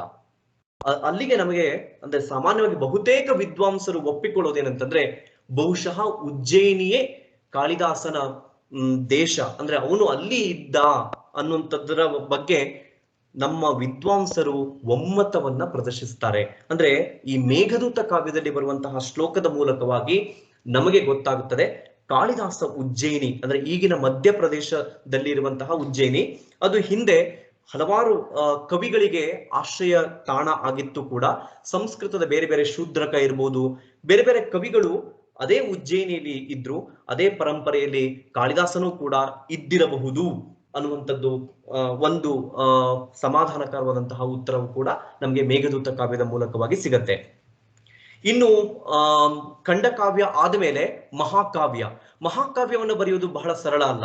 ಯಾಕೆಂದ್ರೆ ಸ್ವರ್ಗ ಬಂಧು ಮಹಾಕಾವ್ಯ, ತತ್ರೈಚ ನಾಯಕ ಸುರಹ, ಹೀಗೆ ಬೇರೆ ಬೇರೆ ರೀತಿಯಾದಂತಹ ಲಕ್ಷಣಗಳನ್ನ ಕಾವ್ಯವನ್ನ ರಚಿಸುವಂತವನಿಗೆ ಲಕ್ಷಣಕಾರರು ಇಡ್ತಾರೆ.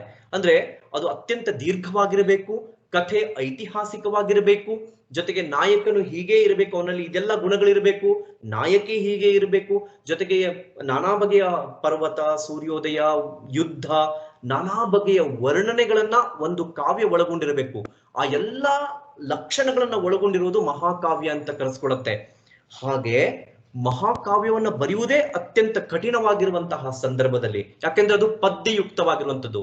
ಪದ್ಯ ಅಂತಂದ್ರೆ ಪುಂಖಾನುಪುಂಖವಾಗಿ ಶಬ್ದಗಳನ್ನ ಬಳಸೋ ಹಾಗಿಲ್ಲ. ಯಾಕೆಂದ್ರೆ ನಮಗೆಲ್ಲ ಗೊತ್ತು, ಛಂದಸ್ಸು ಅನ್ನುವಂಥದ್ದು ವೃತ್ತಗಳು ಇರುತ್ತೆ.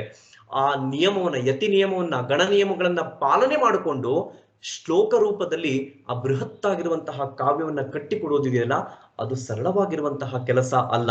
ಅಂತಹದ್ರಲ್ಲಿ ಕಾಳಿದಾಸ 2 ಕೃತಿಗಳನ್ನ, ಅಂದ್ರೆ ನಮಗೆ ಉಪಲಬ್ಧವಾಗಿರುವಂತಹ ಒಂದು ಕುಮಾರ ಸಂಭವಂ, ಇನ್ನೊಂದು ರಘುವಂಶಂ. ಇದೆರಡು ಕೃತಿಗಳು ನಮಗೆ ಮಹಾಕಾವ್ಯಗಳಾಗಿ ನಮಗೆ ಸಿಗುತ್ತವೆ. ಬಹಳ ನೋಡಿ, ಕಾಳಿದಾಸ ನಮಗೆ ಯಾಕೆ ಶ್ರೇಷ್ಠನಾಗುತ್ತಾನೆ ಅಂತಂದ್ರೆ ನಂತರದ ದಿವಸಗಳಲ್ಲಿ, ಆ ನಂತರದ ದಿವಸಗಳಲ್ಲಿ ಕಾಳಿದಾಸನ ಏನು ಈ ಎರಡು ಮಹಾಕಾವ್ಯಗಳಿದಾವಲ್ಲ, ಇದನ್ನ ಪಂಚ ಮಹಾಕಾವ್ಯಗಳ ಪೈಕಿ ಈ ಎರಡನ್ನ ಸೇರಿಸ್ತಾರೆ. ಅಂದ್ರೆ ಸಂಸ್ಕೃತ ಸಾಹಿತ್ಯದಲ್ಲಿ 5 ಮೇಜರ್ ಆಗಿರುವಂತಹ ಮಹಾಕಾವ್ಯಗಳು ಯಾವ್ಯಾವ್ಯವು ಅಂತ ಪಟ್ಟಿಯನ್ನ ಮಾಡಿದ್ರೆ ಅದರಲ್ಲಿ 2 ಕೃತಿಯನ್ನ ಕಾಳಿದಾಸನದೇ ಸೇರಿಸ್ತಾರೆ ವಿಮರ್ಶಕರು, ವಿದ್ವಾಂಸರು.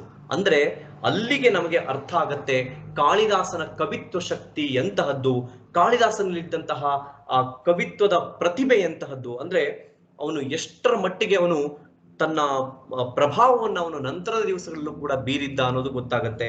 ಕಾಳಿದಾಸನ ಕೃತಿಗಳು ಇವತ್ತಿಗೂ ಕೂಡ ಪ್ರಸ್ತುತ ಆಗುವುದು ಅದೇ ಕಾರಣಕ್ಕಾಗಿ. ಅಲ್ಲಿರುವಂತಹ ಗಟ್ಟಿತನ, ಪೊಳ್ಳು ಇಲ್ಲ, ವಿಷಯವೂ ಪೊಳ್ಳಲ್ಲ, ಅವನು ಅದನ್ನ ಪ್ರತಿಪಾದಿಸುವುದು ಕೂಡ ಅಷ್ಟೇ ಸ್ಟ್ರಾಂಗ್ ಆಗಿ ಅವನು ಪ್ರತಿಪಾದಿಸ್ತಾನೆ. ಅದಕ್ಕಾಗಿ ಕಾಳಿದಾಸನ ಬಗ್ಗೆ ಹೇಳಬೇಕಾದ್ರೆ ಉಪಮಾ ಕಾಳಿದಾಸಸ್ಯ ಅಂತ ಒಂದು ಮಾತಿದೆ. ಅಂದ್ರೆ ಕವಿಯಾದವನು ಸುಮ್ಮನೆ ಅದನ್ನ ಹೇಗೇಗೋ ಹೇಳಿದ್ರೆ ಆ ಇಡೀ ಕೃತಿ ಪೇಲವವಾಗಿರುತ್ತೆ. ನೋಡಿ, ಉಪಮಾ ಅಲಂಕಾರ ಅನ್ನೋದು ನಮಗೆಲ್ಲರಿಗೂ ಗೊತ್ತೇ ಇದೆ. ಯಾಕಂದ್ರೆ ಅದನ್ನು ಸಾಮಾನ್ಯವಾಗಿ ಅಲಂಕಾರ ಶಾಸ್ತ್ರವನ್ನು ಓದುವಂತಹ ಅಥವಾ ನಾವು ಸಾಹಿತ್ಯ ವಿದ್ಯಾರ್ಥಿಗಳಾಗಿ ಅದನ್ನು ನಾವು ಗಮನಿಸ್ತಾ ಇರ್ತೀವಿ. ಉಪಮಾ ಅಲಂಕಾರವು ಎಲ್ಲಾ ಅಲಂಕಾರಗಳ ಪೈಕಿ ಅತ್ಯಂತ ಶ್ರೇಷ್ಠ ಅಂತ ನಮ್ಮಲ್ಲಿ ಭಾರತೀಯ ಕಾವ್ಯ ಮೀಮಾಂಸೆಯಲ್ಲಿ ಗುರುತಿಸುವಂಥದ್ದು. ಯಾಕೆ ಅಂತಂದ್ರೆ ಒಬ್ಬ ಕವಿಗೆ ಉಪಮಾ ಅಲಂಕಾರ ಅದರ ಒಂದು ಆ ಪ್ರತಿಭೆ ಕರಗತ ಆಯಿತು ಅಂತಂದ್ರೆ ಅವನು ಅತ್ಯಂತ ಸರಳವಾಗಿ ಇರುವ ವಿಷಯವನ್ನ ಪ್ರತಿಪಾದನೆ ಮಾಡಬಹುದು. ಅದನ್ನೇ ಕಾಳಿದಾಸ ಮಾಡಿದ್ದು. ಯಾವುದೋ ಒಂದು ಗಟ್ಟಿಯಾದಂತಹ ಸಬ್ಜೆಕ್ಟ್ ಅನ್ನ, ಯಾವುದೋ ಒಂದು ಗಟ್ಟಿಯಾಗಿರುವಂತಹ ವಿಷಯ ವಸ್ತುವನ್ನ ಸರಳವಾಗಿ ಹೇಳೋದಕ್ಕೆ ಕಾಳಿದಾಸ ಬಳಸಿದಂತಹ ಅಸ್ತ್ರ ಉಪಮಾಲಂಕಾರ. ಅವನ ಬೇರೆ ಬೇರೆ ಕೃತಿಗಳಲ್ಲಿ ನಾವು ಉಪಮಾಲಂಕಾರವನ್ನ ಹೇರಳವಾಗಿ ನೋಡ್ತೀವಿ. ಅದರಲ್ಲೂ ವಿಶೇಷವಾಗಿ ಈ 2 ಮಹಾಕಾವ್ಯ ಇದೆಯಲ್ಲ, ಯಾವುದು ಒಂದು ಕುಮಾರ ಸಂಭವಂ, ಇನ್ನೊಂದು ರಘುವಂಶ.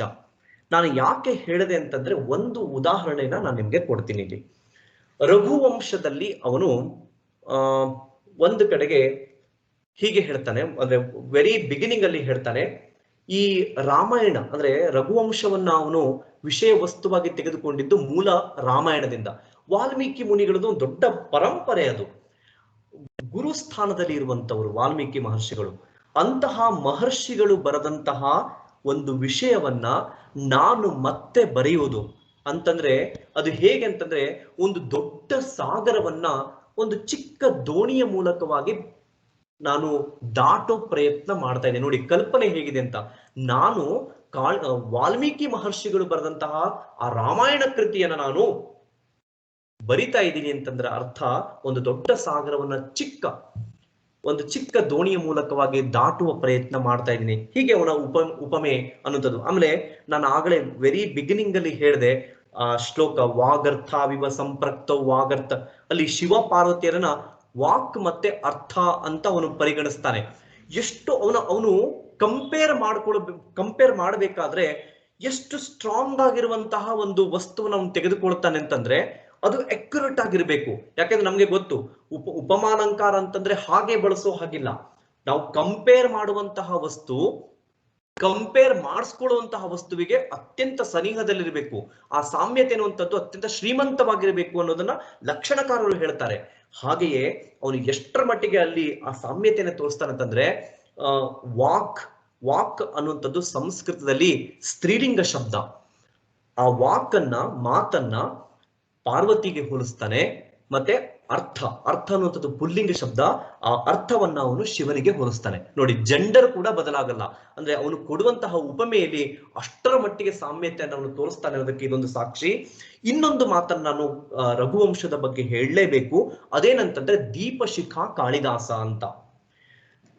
ನಿಮ್ಮಲ್ಲಿ ಬಹುತೇಕರು ಕೇಳಿರ್ತೀರಾ ಕಾಳಿದಾಸ ಹೇಗೆ ಉಪಮಾಲಂಕಾರಕ್ಕೆ ಪ್ರಸಿದ್ಧ ಅನ್ನೋದು ಒಂದು ಅತ್ಯಂತ ಪ್ರಸಿದ್ಧವಾದ್ರೆ, ಇನ್ನೊಂದು ದೀಪಶಿಖಾ ಕಾಳಿದಾಸ ಅಂತ ಅವನು ಪ್ರಸಿದ್ಧಿ.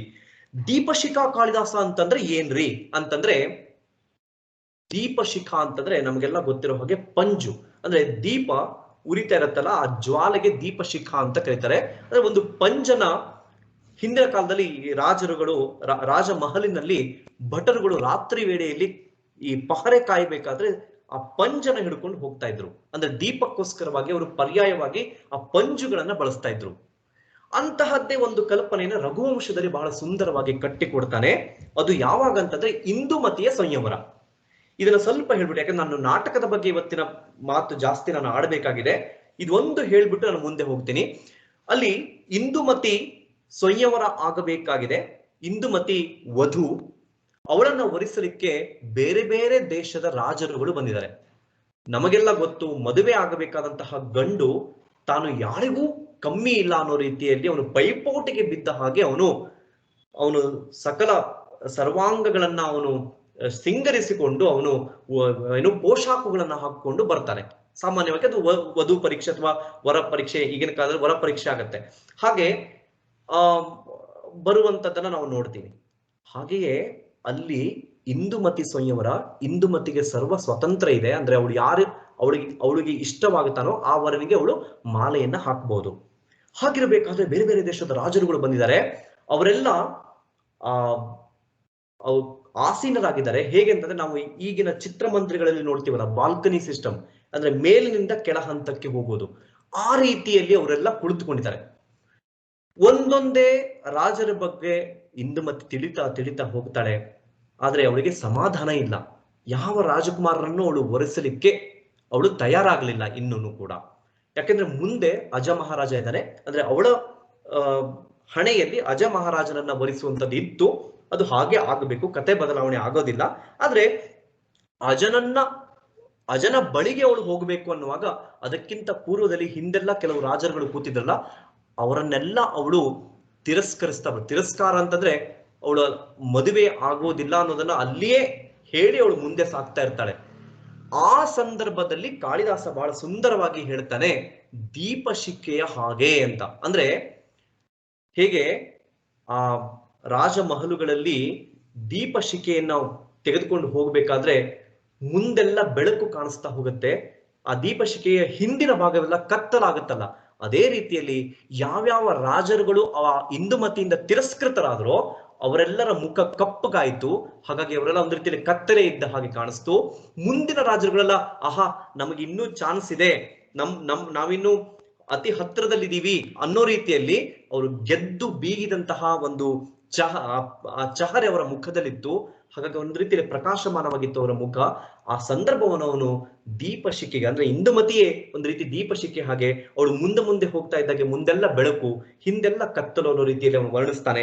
ಇದು ಅತ್ಯಂತ ಸಾಂದರ್ಭಿಕವಾಗಿರುವಂತಹ ಒಂದು ಉಪಮೆ ಕಾಳಿದಾಸನ ಬಗ್ಗೆ. ಮತ್ತೆ ಈ ಉಪಮೆ ಕಾಳಿದಾಸನನ್ನ ಗುರುತಿಸೋದಕ್ಕೆ ಬಹಳ ಸಹಕಾರಿಯಾಗತ್ತೆ. ಉಪಮಾ ಕಾಳಿದಾಸಸ್ಯ ಅನ್ನುವಷ್ಟೇ ದೀಪಶಿಖಾ ಕಾಳಿದಾಸ ಅನ್ನೋದನ್ನು ಕೂಡ ಹೇಳ್ತಾರೆ. ಇದೆಲ್ಲ ಕೂಡ ರಘುವಂಶದಲ್ಲಿ ರಾಮಾಯಣದ ಅಂದ್ರೆ ಇಕ್ಷ್ವಾಕು ವಂಶವನ್ನ ಆಳಿದಂತಹ ಬೇರೆ ಬೇರೆ ರಾಜರುಗಳ ಕಥೆಯನ್ನ ಅಲ್ಲಿ ಹೇಳ್ತಾರೆ. ವಾಲ್ಮೀಕಿ ಮಹರ್ಷಿಗಳು ರಾಮನನ್ನೇ ಕೇಂದ್ರೀಕೃತವಾಗಿ ಬರೆದ್ರೆ ಕಾಳಿದಾಸ ಹಾಗೆ ಮಾಡ್ಲಿಲ್ಲ. ಅವನು ಏನು ಡೇಟ್ ವೈಸ್ ಆ ರೀತಿಯಲ್ಲಿ ಅವನು ಒಬ್ಬರಾದ ಮೇಲೆ ರಾಜವಂಶ ಹೇಗೆ ಅದು ನಡೆದುಕೊಂಡು ಬಂತು ಅನ್ನೋದನ್ನ ಬಹಳ ಸೊಗಸಾಗಿ ಕಟ್ಟಿಕೊಡ್ತಾನೆ ರಾಮಾಯಣವನ್ನ ಆಧರಿಸಿ. ಇನ್ನು ಕುಮಾರ ಸಂಭವಂ, ಇದು ಕೂಡ ಪೌರಾಣಿಕ ಕಥೆಯನ್ನ ಆಶ್ರಯಿಸಿ ಬರೆದಂಥದ್ದು. ಶಿವ ಮತ್ತು ಪಾರ್ವತಿಯರ ವಿವಾಹ ಪ್ರಸಂಗದಿಂದ ಹಿಡ್ಕೊಂಡು ಕೊನೆಗೆ ಅವರಿಬ್ಬರ ದಾಂಪತ್ಯದ ಫಲವಾಗಿ ಹುಟ್ಟಿದಂತಹ ಕುಮಾರ, ಅವನಿಂದ ತಾರಕಾಸುರನ ವಧೆ, ಇದೆಲ್ಲಾ ಕಥೆಗಳು ಅಲ್ಲಿ ಬರುವಂತದ್ದು. ನನಗನ್ಸುತ್ತೆ ಕಾಳಿದಾಸನ ಬೇರೆ ಬೇರೆ ಕೃತಿಗಳನ್ನ ನೋಡಿದಾಗ ಅಲ್ಲೆಲ್ಲ ಕೂಡ ನಾಂದಿ ಪದ್ಯ, ಅಂದ್ರೆ ವೆರಿ ಬಿಗಿನಿಂಗ್ ಅಲ್ಲಿ ಬರುವಂತಹ ಅನೇಕಾನೇಕ ಕೃತಿಗಳ ಪದ್ಯದಲ್ಲಿ ಶಿವನನ್ನೇ ಅವನು ಧ್ಯಾನಿಸ್ತಾನೆ. ಮತ್ತೆ ಈ ಕುಮಾರ ಸಂಭವಂ ಕೃತಿಯಲ್ಲಿ ಅವನು ಶಿವನಿಗೆ ಪ್ರಾಶಸ್ತ್ಯವನ್ನ ಕೊಟ್ಟು ಬರೆದಿರುವಂತಹ ಒಂದು ಕೃತಿ ಆಗಿರೋದ್ರಿಂದ ಕಾಳಿದಾಸ ಬಹುಶಃ ಶೈವಿಕನಾಗಿದ್ದನ, ಅವನು ಶೈವ ಪಂಥಕ್ಕೆ ಸೇರಿದನ. ಯಾಕೆಂದ್ರೆ ಆ ಸಮಯದಲ್ಲಾಗಲೇ ಈ ಶೈವ ಪಂಥ ಬೇರೆ ಬೇರೆ ರೀತಿಯಾದಂತಹದ್ದು ಶಾಕ್ತ, ಶೈವ, ವೈಷ್ಣವ ಹೀಗೆಲ್ಲ ಕೂಡ ಸಮಾಜದಲ್ಲಿ ಇತ್ತು. ಆ ವಿಚಾರವನ್ನು ನಾವು ತೆಗೆದುಕೊಂಡ್ರೆ ಅವನು ಶಿವನನ್ನ ಹೆಚ್ಚು ಸ್ತುತಿಸಿರುವುದು ಕೂಡ ಅವನ ಬೇರೆ ಬೇರೆ ಕೃತಿಗಳನ್ನ ನೋಡಿದಾಗ ಗೊತ್ತಾಗುತ್ತೆ. ವಿಶೇಷವಾಗಿ ಕುಮಾರ ಸಂಭವಂ ಕೃತಿಯಲ್ಲಿ ಅವನು ಶಿವನನ್ನ, ಅಂದ್ರೆ ಕುಮಾರನಿಗೆ ಅಲ್ಲಿ ಪ್ರಾಧಾನ್ಯತೆ ಇರಬೇಕಾಗಿತ್ತು, ಆದ್ರೆ ಬಹುತೇಕ ಕೃತಿಯ ಅರ್ಧ ಭಾಗದವರೆಗೆ ಶಿವ ಪಾರ್ವತಿಯರ ಪರಿಣಯ ಒಂದು ವಿಚಾರವನ್ನು ಅವನು ಬಹಳ ಸೊಗಸಾಗಿ ಕಟ್ಟಿಕೊಡ್ತಾನೆ. ಅದೆಲ್ಲವನ್ನ ನೋಡಿದಾಗ ನಮಗೆ ಗೊತ್ತಾಗತ್ತೆ ಅವನು ಶೈವಿಕನೂ ಇದ್ದಿರಬಹುದು ಅಂತ. ಹೀಗೆ ನಮಗೆ ಮುಂದೆ ಹೋಗ್ತಾ ಕಾಳಿದಾಸನ ನಾಟಕಗಳು, ಕಾಳಿದಾಸನ ನಾಟಕಗಳ ಬಗ್ಗೆ ಬಂದಾಗ ನನಗೆ ಬಹಳ ಸೊಗಸಾಗಿ ಅವನು ಹೇಳ್ತಾನೆ. ಇಲ್ಲಿ ನಮಗೆ ಗೊತ್ತಾಗುತ್ತೆ ಅವನ ಕವಿತ್ವ ಶಕ್ತಿ ಹೇಗೆ ಅರಳಿತು, ವಿಕಸನ ಆಯಿತು ಅಂತ. ಬಹಳ ಮೊದಲಿಗೆ ಅವನು ಬರೆಯೋದು ಮಾಲವಿಕಾಗ್ನಿ ಮಿತ್ರಂ ಅಂತ. ಮಾಲವಿಕಾಗ್ನಿ ಮಿತ್ರಂ ಅನ್ನುವಂಥದ್ದು ಐತಿಹಾಸಿಕ ಕಥೆ. ಅಂದ್ರೆ ಆ ಕಥೆಯ ಮೂಲವನ್ನ ಅವನು ಇತಿಹಾಸದಿಂದ ಅವನು ಪಡ್ಕೊಳ್ತಾನೆ. ಪುಷ್ಯಮಿತ್ರ ಮತ್ತೆ ಪುಷ್ಯಮಿತ್ರನ ಮಗ ಅಗ್ನಿಮಿತ್ರ. ಆ ಅಗ್ನಿಮಿತ್ರನ ಕಥೆಯನ್ನೇ ಇಲ್ಲಿ ಅವನು ಒಂದು ರೀತಿಯಲ್ಲಿ ಸರಸವಾಗಿ ಬಳಸ್ಕೊಂಡು ಈ ನಾಟಕವನ್ನ ಬರೀತಾನೆ. ಇದು ಒಂದು ವಿಷಯ. ಇನ್ನೊಂದು ಬಹಳ ಮುಖ್ಯವಾಗಿ ನಮಗೆ ವಿಮರ್ಶಾ ದೃಷ್ಟಿಯಿಂದ ನೋಡಿದಾಗ ಅನೇಕ ವಿಮರ್ಶಕರು, ಅಂದ್ರೆ ವಿಶೇಷವಾಗಿ ಪಾಶ್ಚಾತ್ಯ ವಿಮರ್ಶಕರು ಕಾಳಿದಾಸನ್ನ ಟೀಕೆಗೆ ಒಳಪಡಿಸ್ತಾರೆ. ಯಾಕೆ ಅಂತಂದ್ರೆ ಸರ್ವಶ್ರೇಷ್ಠ ಕೃತಿಗಳನ್ನ ನಾನು ಈಗಾಗಲೇ ಪರಿಚಯಿಸಿದಂತಹ ಕುಮಾರ ಸಂಭವಂ ಇರ್ಬೋದು, ಅಥವಾ ರಘುವಂಶಂ ಇರ್ಬೋದು, ಮೇಘದೂತ ಇರ್ಬೋದು, ಇಂತಹ ಸರ್ವಶ್ರೇಷ್ಠ ಕೃತಿಗಳನ್ನ ಬರೆದಂತಹ ಕಾಳಿದಾಸ ಮಾಲವಿಕಾಗ್ನಿ ಮಿತ್ರಂ ಕೃತಿಯನ್ನ ಬರೀಬೇಕಾದ್ರೆ ಎಡವಿ ಬಿಟ್ನ ಅಂತ. ಯಾಕಂದ್ರೆ ಕತೆ ಒಂದು ಹಂತದಲ್ಲಿ ವಿಮರ್ಶಕರ ಒರೆಗಲ್ಲಿಗೆ ಹಚ್ಚಿದಾಗ ಅತ್ಯಂತ ಪೇಲವವಾಗಿ ಕಾಣಿಸ್ತತೆ. ಜೊತೆಗೆ ಎರಡನೆಯದಾಗಿ ಕಾಳಿದಾಸ ಅಲ್ಲಿ ನಾಯಕನಿಗೆ ಇರಬೇಕಾದಂತಹ ಗುಣವನ್ನ ಎಲ್ಲೋ ಒಂದು ಕಡೆಗೆ ಮರೆಮಾಚಿದಾನೆ. ಅಂದ್ರೆ ಒಬ್ಬ ನಾಟಕದ ನಾಯಕನಿಗೆ ಇರಬೇಕಾದಂತಹ ಲಕ್ಷಣ ಅಲ್ಲಿ ಅಗ್ನಿಮಿತ್ರನಿಗೆ ಇಲ್ಲವೇನೋ ಅನ್ನುವಂತಹ ಒಂದು ಟೀಕೆಗಳು ಕೂಡ ಆ ಮಾಲವಿಕಾಗ್ನಿಮಿತ್ರಂ ಕೃತಿ ಎದುರಿಸಬೇಕಾಗತ್ತೆ. ಯಾಕೆಂದ್ರೆ ಅಲ್ಲಿ ಒಂದು ಸಾಲಲ್ಲಿ ಹೇಳ್ಬೇಕಂತಂದ್ರೆ ಆ ಅಗ್ನಿಮಿತ್ರ ರಾಜ ಅವನಿಗೆ ಈಗಾಗಲೇ 2 ಹೆಂಡತಿಯರಿದ್ದಾರೆ. ಧಾರಿಣಿ ಮತ್ತೆ ಇರಾವತಿ ಅನ್ನುವಂತಹ ಇಬ್ಬರು ಪತ್ನಿಯರಿಗೆ ಅವನು ಕಾಂತ. ಜೊತೆಗೆ ಅವನಿಗೆ ಅವನ ರಾಜ್ಯನಾಗಿರೋದ್ರಿಂದ ಅವನ ಸಾಮ್ರಾಜ್ಯವನ್ನ ಸಂಪೂರ್ಣವಾಗಿ ಆಳ್ವಿಕೆಯಲ್ಲಿ ಅಥವಾ ರಾಜತಾಂತ್ರಿಕತೆಯಲ್ಲಿ ತನ್ನನ್ನು ತೊಡಗಿಸ್ಕೊಳ್ಬೇಕಾದಂತಹ ಅನಿವಾರ್ಯತೆ ಇತ್ತು.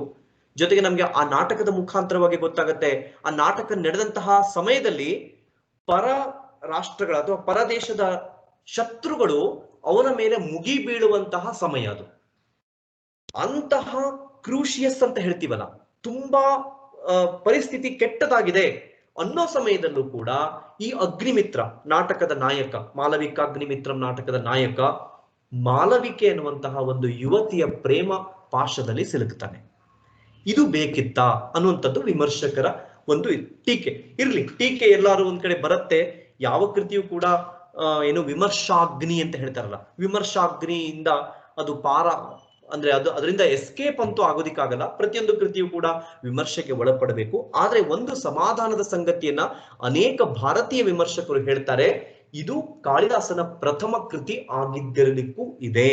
ಕಾಳಿದಾಸ ಬರೆದಿರುವಂತಹ ಎಲ್ಲಾ ಕೃತಿಗಳ ಪೈಕಿ ಇದು ಮೊಟ್ಟ ಮೊದಲನೇದು, ಮಾಲವಿಕಾಗ್ನಿಮಿತ್ರಂ. ಯಾಕಂದ್ರೆ ಅದು ಇನ್ನೂ ಆರಂಭಿಕ ಹಂತ ಇರಬಹುದು.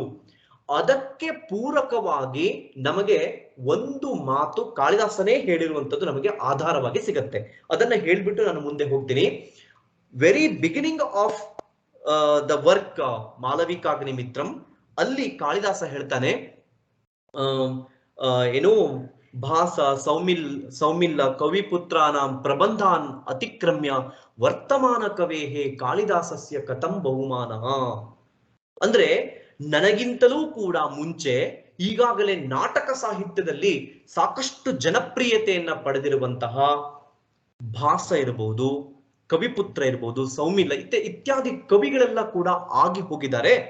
ಅಂತಹ ಶ್ರೇಷ್ಠ ನಾಟಕಕಾರರ ನಡುವೆ ಈ ಹೊಸಬ ಕಾಳಿದಾಸನ ಕೃತಿಗಳು ಯಾರಿಂದ ಮನ್ನಣೆ ಇದಕ್ಕೆ ಸಿಕ್ಕಬಹುದು ಅನ್ನುವಂತಹ ಅಳುಕನ್ನ ಅವನು ಪ್ರಸ್ತಾವನೆ, ಅಂದ್ರೆ ವೆರಿ ಬಿಗಿನಿಂಗ್, ನಾಟಕದ ಬಿಗಿನಿಂಗ್ ಅಲ್ಲಿ ಅವನು ಹೇಳ್ತಾನೆ. ಇದರಿಂದ ನಮ್ಗೆ ಸ್ಪಷ್ಟ ಗೊತ್ತಾಗತ್ತೆ. ಸಾಮಾನ್ಯವಾಗಿ ನಮಗೆ ಗೊತ್ತಿರೋ ಹಾಗೆ ಯಾವುದೇ ಕವಿ ಆದ್ರೂ ಅಷ್ಟೇ ಅಲ್ವಾ, ಅವನ ಪ್ರಥಮ ಕವಿಯಲ್ಲಿ 108 ತಪ್ಪುಗಳಿರಬಹುದು. ಅದಾದ ನಂತರ ಬರುವಂತಹ ಕೃತಿಗಳಲ್ಲಿ ಒಂದಿಷ್ಟು ತಪ್ಪು ಒಪ್ಪುಗಳ ಜೊತೆಗೆ ಬರಬಹುದು. ಆ ನಂತರ ಹಾಗೆ ಹಾಗೆ ಅವನಲ್ಲಿ ಕವಿತ್ವ ಶಕ್ತಿ ಬೆಳೀತಾ ಹೋದಾಗೆ ಅವನೊಂದು ಉತ್ಕೃಷ್ಟ ಕೃತಿಯನ್ನ ಕೊಡೋದಕ್ಕೆ ಸಾಧ್ಯ ಅಲ್ವಾ. ಹಾಗಾಗಿ ಕಾಳಿದಾಸನ ಈ ಮಾಲವಿಕಾಗ್ನಿಮಿತ್ರಮದ ವೆರಿ ಬಿಗಿನಿಂಗ್ ಅಲ್ಲೇ ಅವನೇ ಹೇಳ್ತಾನೆ, ಸ್ಪಷ್ಟಪಡಿಸ್ತಾನೆ, ನನಗಿಂತಲೂ ಮುಂಚೆಯೇ ಸಾಕಷ್ಟು ಕವಿಗಳು ಆಗಿ ಹೋಗಿದ್ದಾರೆ, ನಾಟಕಕಾರರು ಆಗಿ ಹೋಗಿದ್ದಾರೆ. ಅವರೆಲ್ಲರ ಮುಂದೆ ಈ ವರ್ತಮಾನ ಕಾಳಿದಾಸನಿಗೆ ಎಂತಹ ಮೌಲ್ಯ ಸಿಕ್ಕಿತು ಅನ್ನುವಂತಹ ಅನುಮಾನವನ್ನ ಅವನೇ ವ್ಯಕ್ತಪಡಿಸ್ತಾನೆ. ಅಂದ್ರೆ ಇದರ ಅರ್ಥ ಇಷ್ಟೇ, ನಾನು ತಪ್ಪು ಮಾಡಿದಾಗ ಅರಿವಾಗಿ ಈ ಕೃತಿಗಳಲ್ಲಿ ತಪ್ಪು ಒಪ್ಪು ಅಂತ ಬರುತ್ತೆ. ಈಗಿನ ಕೃತಿಗಳಲ್ಲಿ ಅಷ್ಟಾಗದು ಕಂಡು ಬರೋದಿಲ್ಲ. ಹಿಂದೆ ನಾವು ಹಳೆಯ ಪುಸ್ತಕಗಳನ್ನ ತೆರೆದಾಗ ಎಷ್ಟು ಸೊಗಸಾಗಿ ಒಂದು ಪುಟ ಅಥವಾ 2 ಪುಟ ಅದಕ್ಕೆ ಮೀಸಲಿಡ್ತಿದ್ರು, ತಪ್ಪು ಒಪ್ಪು ಅಂತ. ಅಂದ್ರೆ ಅಚ್ಚಾದ ಮೇಲೂ ಕೂಡ ತಪ್ಪುಗಳಿದ್ರೆ ಕೃತಿಯಲ್ಲಿ ಆ ತಪ್ಪು ಒಪ್ಪುಗಳಿಗಾಗಿ ಒಂದೆರಡು ಪುಟಗಳನ್ನ ಮೀಸಲಾಗಿಡ್ತಿದ್ರು. ಹಾಗೆ ಕಾಳಿದಾಸ ವೆರಿ ಬಿಗಿನಿಂಗ್ ಅಲ್ಲೇ ಹೇಳ್ಬಿಡ್ತಾನೆ, ನನ್ನದು ತಪ್ಪಿರಬಹುದು ಈ ಕೃತಿಯಲ್ಲಿ ಅಥವಾ ಏನಾದ್ರೂ ಇರಬಹುದು, ಯಾಕೆಂದ್ರೆ ನಾನೇನು ಹೊಸಬ, ನನಗಿಂತಲೂ ಮುಂಚೆ ಇಷ್ಟೆಲ್ಲಾ ಕೃತಿಕಾರರು ಆಗಿ ಹೋಗಿದ್ದಾರೆ, ಅವ್ರ ನಡುವೆ ನನ್ನ ಕೃತಿಗೆ ಬಹುಮಾನ ಹೇಗೆ ಸಿಗಬಹುದು? ಇಂತಹ ಅಳುಕು ಕಾಳಿದಾಸನಲ್ಲಿ ಇತ್ತು ಅನ್ನೋದು ಅವನ ಮಾತಿನಿಂದೇ ಗೊತ್ತಾಗತ್ತೆ. ಇದರಿಂದ ನಮಗೆ ಗೊತ್ತಾಗತ್ತೆ ಆ ಕಾಳಿದಾಸ ಅತ್ಯಂತ ಸರಳವಾಗಿ ಇದ್ದಂಥವನು, ಸರಳ ಮನೋಭಾವದವನು ಅನ್ನುವಂಥದ್ದು ಕೂಡ ನಮಗೆ ಗೊತ್ತಾಗುತ್ತೆ. ನಾನು ಆಗ್ಲೇ ಹೇಳಿದೆ, ಏನು ಕ್ವ ಸೂರ್ಯ ಪ್ರಭವೋ ವಂಶಃ ಕ್ವಚಾಲ್ಪ ವಿಷಯಾಮತಿ, ನಾನು ಅಲ್ಪಮತಿ ಇದ್ದೀನಿ, ನನಗೇನು ವಿಷಯಗಳು ಗೊತ್ತಿಲ್ಲ. ಸೂರ್ಯವಂಶದ ರಾಜರುಗಳ ಕಥೆಯಲ್ಲಿ ಅಲ್ಪಮತಿಯಾಗಿರುವಂತಹ ಕಾಳಿದಾಸ ಎಲ್ಲಿ ಅಂತ ಮುಂದೆ ಆ ರಘುವಂಶದಲ್ಲೂ ಕೂಡ ಹೇಳ್ತಾನಲ್ಲ. ಹಾಗೆ ಅವನ ಬೇರೆ ಬೇರೆ ಕೃತಿಗಳಲ್ಲಿ ನಾನೇನು ಸರ್ವಶ್ರೇಷ್ಠನಲ್ಲ, ನನ್ನಿಂದಲೂ ಕೂಡ ತಪ್ಪುಗಳು ಘಟಿಸಬಹುದು ಅನ್ನುವಂಥದ್ದನ್ನ ಹೇಳ್ತಾನೆ. ಇದು ಬಹುಶಃ ಎಲ್ಲಾ ಕವಿಗಳಿಗೂ ಕೂಡ ಮಾರ್ಗದರ್ಶನ ನೀಡುವಂತಹ ಮಾತುಗಳೇನು ಅಂತ. ಯಾಕೆಂದ್ರೆ ಮುಂದೆ ಬರುವಂತಹ ಕೆಲವು ಕವಿಗಳು ಕೂಡ ಕಾಳಿದಾಸನನ್ನ, ಅಂದ್ರೆ ಇದೊಂದು ಕವಿ ಪರಂಪರೆ ಅಂತ, ಅಂದ್ರೆ ಭಾಸನನ್ನ, ಈ ಸೌಮಿಲ್ಲ, ಕವಿಪುತ್ರಾದಿ ಇತ್ಯಾದಿ ಕವಿಗಳನ್ನ ಹೇಗೆ ಸ್ಮರಿಸಿಕೊಳ್ತಾನೆ, ಜೊತೆಗೆ ವ್ಯಾಸ, ನಮ್ಮ ವಾಲ್ಮೀಕಿ ಮಹರ್ಷಿಗಳು, ಅವರ ಒಂದು ದೊಡ್ಡ ಪರಂಪರೆ, ಈ ಅಭಿಜಾತ ಸಾಹಿತ್ಯ ಪರಂಪರೆಯನ್ನ ಹುಟ್ಟು ಹಾಕಿದ್ರಿಂದ ನಂತರದ ಕಾಲಗಳಲ್ಲಿ ಬರುವಂತಹ ಎಲ್ಲಾ ಕವಿಗಳು ತಮ್ಮ ಪೂರ್ವಜ ಕವಿಗಳನ್ನ ಸ್ಮರಿಸ್ತಾ ಬಂದಿದ್ದಾರೆ. ಹಾಗೆ ಸ್ಮರಿಸುವಂಥದ್ದು ಕೂಡ ಆದ್ಯ ಕರ್ತವ್ಯವಾಗಿರುತ್ತೆ. ಅದನ್ನ ಖಂಡಿತವಾಗಿಯೂ ಕಾಳಿದಾಸ ತನ್ನ ಮಾಲವಿಕಾಗ್ನಿ ಮಿತ್ರದಲ್ಲಿ ಬಹಳ ಸೊಗಸಾಗಿ ಹೇಳ್ತಾನೆ. ಹಾಗಾಗಿ ಈ ಒಂದು ಮಾತಿನಿಂದಾಗಿ ಆ ಕಾಳಿದಾಸನ ಮಾಲವಿಕಾಗ್ನಿ ಮಿತ್ರಂಗೆ ಸಾವಿರಾರು ಟೀಕೆಗಳು ಬಂದಿರಬಹುದು. ಆ ಕಥೆಯಲ್ಲಿ ಪೇಲವತೆ ಇರಬಹುದು, ಅಥವಾ ಆ ಕಥೆಯಲ್ಲಿ ಸಂವಿಧಾನ ಸರಿ ಇಲ್ಲ, ಅಥವಾ ನಾಯಕನೇ ಸರಿ ಇಲ್ಲ, ನೂರಾರು ಬಂದಿರಬಹುದು. ಆದ್ರೆ ಕಾಳಿದಾಸ ಕೇಳಿದಂತಹ ಒಂದು ಮೊದಲನೇ ಅಳುಕಿನ ಒಂದು ಮಾತಿನಿಂದಾಗಿ ಅದು ಸರ್ವಶ್ರೇಷ್ಠ ಕೃತಿಯೇ ಆಗುತ್ತದೆ ಅಂತ. ಅದರಲ್ಲೂ ಕೂಡ ಒಂದು ಬಹಳ ಸೊಗಸಾದಂತಹ ಮೆಸೇಜ್ ಇದೆ. ಈಗಿನ ಶಿಕ್ಷಣ ರಂಗಕ್ಕೆ ಬೇಕಾದಂತದ್ದು ತಮ್ ವಣಿಜಂ ತನ್ ಜ್ಞಾನ ಪಣ್ಯಂ ವಣಿಜಂ ವದಂತಿ ಅಂತ ಅಲ್ಲಿ 2ನೇ ಅಂಕದಲ್ಲಿ ಬಹಳ ಸೊಗಸಾಗಿ ಹೇಳ್ತಾನೆ. ಯಾರು ಶಿಕ್ಷಣವನ್ನ ವ್ಯಾಪಾರಕ್ಕಾಗಿ ಇಡ್ತಾರೆ ಅಂತವ್ರನ್ನ ಶಿಕ್ಷಕರು ಅನ್ನೋದಿಲ್ಲ, ಅವ್ರನ್ನ ವ್ಯಾಪಾರಿಗಳು ಅಂತ ಹೇಳ್ತಾರೆ. ಅಂದ್ರೆ ಕಾಳಿದಾಸ ಇದ್ದಿದ್ದು ಸುಮಾರು 3ನೇ ಶತಮಾನ. ಅವನ ಕಾಲದ ಬಗ್ಗೆ ನಾನಾ ಬಗೆಯ ವಿಚಾರಗಳನ್ನು ನಾವು ತಿಳಿತಾ ಹೋದಾಗ ನಾನಾ ರೀತಿಯಾದಂತಹ ಅಭಿಪ್ರಾಯಗಳು ಕಾಳಿದಾಸನ ಕಾಲದ ಬಗ್ಗೆಯೂ ಕೂಡ ಬರುತ್ತೆ. ಕಾಳಿದಾಸ 3ನೇ ಶತಮಾನದಲ್ಲಿ ಇದ್ದ ಅಂತಂದ್ರೆ ಅಷ್ಟು ವರ್ಷಗಳ ಹಿಂದೆಯೇ ಶಿಕ್ಷಣದ ಔದಾರಿಕತೆ ನಮ್ಮ ದೇಶದಲ್ಲಿ ಇತ್ತು ಅನ್ನೋದು ಗೊತ್ತಾಗತ್ತೆ. ಶಿಕ್ಷಣದ ಬಗ್ಗೆ ಸಾಕಷ್ಟು ಕಾಳಜಿ ಇತ್ತು ಅಂತ ಗೊತ್ತಾಗತ್ತೆ. ತುಂಬಾ ವೆರಿ ಬಿಗಿನಿಂಗ್ ಆಫ್ ದಿಸ್ ಯಾವುದು ಮಾಲವಿಕಾಗ್ನಿ ಮಿತ್ರಂ ಕೃತಿಯಲ್ಲಿಯೇ ಧಾರಣಿ ಕೇಳ್ತಾಳೆ, ಮಾಲವಿಕೆಯ ನಾಟ್ಯ ಕಲಿಕೆ ಎಲ್ಲಿಗೆ ಬಂತು, ಹೇಗ್ ನಡೀತಾ ಇದೆ ಅಂತ. ಅಂದ್ರೆ ಇದು ಸ್ಟಾರ್ಟ್ ಆಗುವುದೇ ಒಂದು ಕಲಿಕೆಯಿಂದ. ನಾಟಕದ ಮುಖ್ಯ ಹಂತದಲ್ಲಿ ನಮಗೆ ಈ ಟೀಚರ್ಸ್, ಅಂದ್ರೆ ಅಲ್ಲಿ ಒಂದು ಗಣದಾಸ ಮತ್ತೆ ಹರದಾಸ ಅಂತ ಇಬ್ರು ಟೀಚರ್ಸ್ಗಳು ನಮ್ಗೆ ಅಲ್ಲಿ ಕಾಣಿಸ್ತಾರೆ, 2 ಪಾತ್ರಗಳಿದಾವೆ. ಹಾಗೆ ಅಲ್ಲಿ ನಮ್ಗೆ ನಾಟಕದ ಕನ್ಸ್ಟ್ರಕ್ಷನ್ ಅಲ್ಲಿ ನಮ್ಗೆ ಗೊತ್ತಾಗುತ್ತೆ ಶಿಕ್ಷಣಕ್ಕೆ ಎಂತಹ ಒಂದು ಆದ್ಯತೆ ಆಗಿನ ಕಾಲದಲ್ಲಿ ಅರಮನೆಗಳಲ್ಲಿ ಇರ್ತಾ ಇತ್ತು. ಆಮೇಲೆ ಮಾಲವಿಕೆ ಅನ್ನುವಂಥವಳು ಅಲ್ಲಿ ಒಂದು ದಾಸಿಯ ರೂಪದಲ್ಲಿ ನಮ್ಗೆ ಕಾಣಸಿಗುತ್ತಾಳೆ. ಅಂದ್ರೆ ಸಮಾಜದಲ್ಲಿರುವಂತಹ ಎಲ್ಲಾ ವರ್ಗದವರಿಗೂ ಶಿಕ್ಷಣ ಸಿಗ್ತಾ ಇತ್ತು ಅನ್ನುವಂತಹ ಸಂದೇಶ ಕೂಡ ನಮಗೆ ಕಾಳಿದಾಸನ ಮಾಲವಿಕಾಗ್ನಿ ಮಿತ್ರಂ ನಾಟಕದ ಮೂಲಕವಾಗಿ ಸಿಗತ್ತೆ ನಮಗೆ. ಮತ್ತೆ ಜೊತೆಗೆ ಬಹಳ ಮುಖ್ಯವಾಗಿ ಅಲ್ಲಿ ಕಾಳಿದಾಸನ ಬೇರೆ ಬೇರೆ ರೀತಿಯಾದಂತಹ ಪ್ರತಿಭೆಗಳಿಗೂ ಕೂಡ ಅಲ್ಲಿ ಜಾಗ ಇದೆ. ಉಪಮೆಯನ್ನ ಬಳಸ್ಕೊಳ್ಳುವಂಥದ್ದು ಕೂಡ ಎಲ್ಲಾ ಕೃತಿಗಳಲ್ಲಿ ಬಳಸ್ಕೊಂಡ ಹಾಗೆ ಅವನು ಮಾಲವಿಕಾಗ್ನಿ ಮಿತ್ರಂ ಕೃತಿಯಲ್ಲೂ ಕೂಡ ಬಳಸ್ಕೊಳ್ತಾ ಹೋಗ್ತಾನೆ. ಸೊ ಇದೆಲ್ಲವನ್ನ ನೋಡಿದಾಗ ಇದು ಕೂಡ ಸರ್ವಶ್ರೇಷ್ಠವಾಗಿರುವಂಥದ್ದು. ಆನಂತರ ಬರುವಂಥದ್ದು ವಿಕ್ರಮೋರ್ವಶಿಯಂ ಕೂಡ ಸೊಗಸಾಗಿರುವಂತಹ ಇನ್ನೊಂದು ನಾಟಕ. ವಿಕ್ರಮೋರ್ವಶಿಯಂ ಕಥೆ ಬಂದು ಪುರಾಣದ ಕಥೆ, ಆದ್ರೆ ಪೌರಾಣಿಕ ಕಥೆಯನ್ನ ಬಹಳ ಸೊಗಸಾಗಿ ಕಟ್ಟಿಕೊಡೋದಿದೆಯಲ್ಲ, ಅದರಲ್ಲಿ ಕಾಳಿದಾಸ ಬಹಳ ಅವನು ತನ್ನ ಪ್ರತಿಭೆಯನ್ನ ಹೇಗೆ ಬಳಸ್ಕೊಳ್ತಾನೆ ಅಂತಂದ್ರೆ ಅಲ್ಲಿ ಒಂದು ನಾಟಕದ ಕುರಿತಾದಂತಹ ಅಭಿಪ್ರಾಯಗಳು ಬರುತ್ತೆ. ಭರತ ಮುನಿ ನಾಟ್ಯಶಾಸ್ತ್ರವನ್ನ ಬರೆದ, ಭರತ ಮುನಿ ದೇವಲೋಕದಲ್ಲಿ ನಾಟ್ಯವನ್ನ, ಆ ನಾಟ್ಯ ಕಲೆಯನ್ನ ಅವನು ಪ್ರಚುರಪಡಿಸ್ತಾ ಇದ್ದ, ಇತ್ಯಾದಿ ವಿಚಾರಗಳೆಲ್ಲ ಕೂಡ ಅಲ್ಲಿ ಬರುತ್ತೆ. ಅಂದ್ರೆ ಈ ನಾಟ್ಯ ಅನ್ನುವಂತಹ ಕಲೆಯ ಬಗ್ಗೆ ಅವನು ಮಾಲವಿಕಾಗ್ನಿ ಮಿತ್ರದಲ್ಲೂ ಕೂಡ ಸಾಕಷ್ಟು ಒಳ್ಳೆಯ ವಿಚಾರಗಳನ್ನ ಹೇಳ್ತಾನೆ. ಭಿನ್ನಂ ರುಚೇ, ಬೇರೆ ಬೇರೆ ರೀತಿಯಾದಂತಹ ಅಭಿರುಚಿ ಉಳ್ಳಂತಹ ಜನರಿಗೂ ಕೂಡ ನಾಟಕ ಅನ್ನುವಂಥದ್ದು ಒಂದೇ ಸಿಂಗಲ್ ಪ್ಲಾಟ್ಫಾರ್ಮ್, ಎಲ್ಲರನ್ನ ಅದು ತೃಪ್ತಿಪಡಿಸಬಹುದು ಅಂತ. ಹಾಗೆ ಕಾಳಿದಾಸನಿಗೆ ನಾಟಕದ ಮೇಲೆ, ನಾಟ್ಯದ ಮೇಲೆ ಒಲವು ಇದ್ದದ್ದು ನಮಗೆ ಮಾಲವಿಕಾಗ್ನಿ ಮಿತ್ರಂ ಮುಖಾಂತರವಾಗಿ ಗೊತ್ತಾಗತ್ತೆ, ಮತ್ತೆ ವಿಕ್ರಮೋರ್ವಶೀಯಂದಲ್ಲೂ ಕೂಡ ಗೊತ್ತಾಗತ್ತೆ. ಒಂದು ನಾಟಕೀಯ ತಿರುವು ಅಂತ ಹೇಳ್ತೀವಲ್ಲ, ಒಂದು ಟ್ವಿಸ್ಟ್ ಅಂತ, ಕಥೆಯಲ್ಲಿ ಟ್ವಿಸ್ಟ್ ಬರೋದಕ್ಕೆ ಒಂದು ಸಣ್ಣ ನಾಟಕಾಭಿನಯವೇ ಕಾರಣ ಆಗತ್ತೆ. ಉರ್ವಶೀಯಂ ನಾಟಕದಲ್ಲಿ ಊರ್ವಶಿ ಅವಳು ಸ್ವರ್ಗದಲ್ಲಿ ಇರುವಂತವಳು, ಅವಳು ಅಪ್ಸರಾ ಸ್ತ್ರೀ. ಅವಳು ಪ್ರೀತಿಸ್ತಾ ಇರುವಂತಹ ನಾಟಕದ ನಾಯಕ ಪುರೂರವ, ಅವನು ಭೂಲೋಕದಲ್ಲಿ ಇರುವಂತಹ ರಾಜ.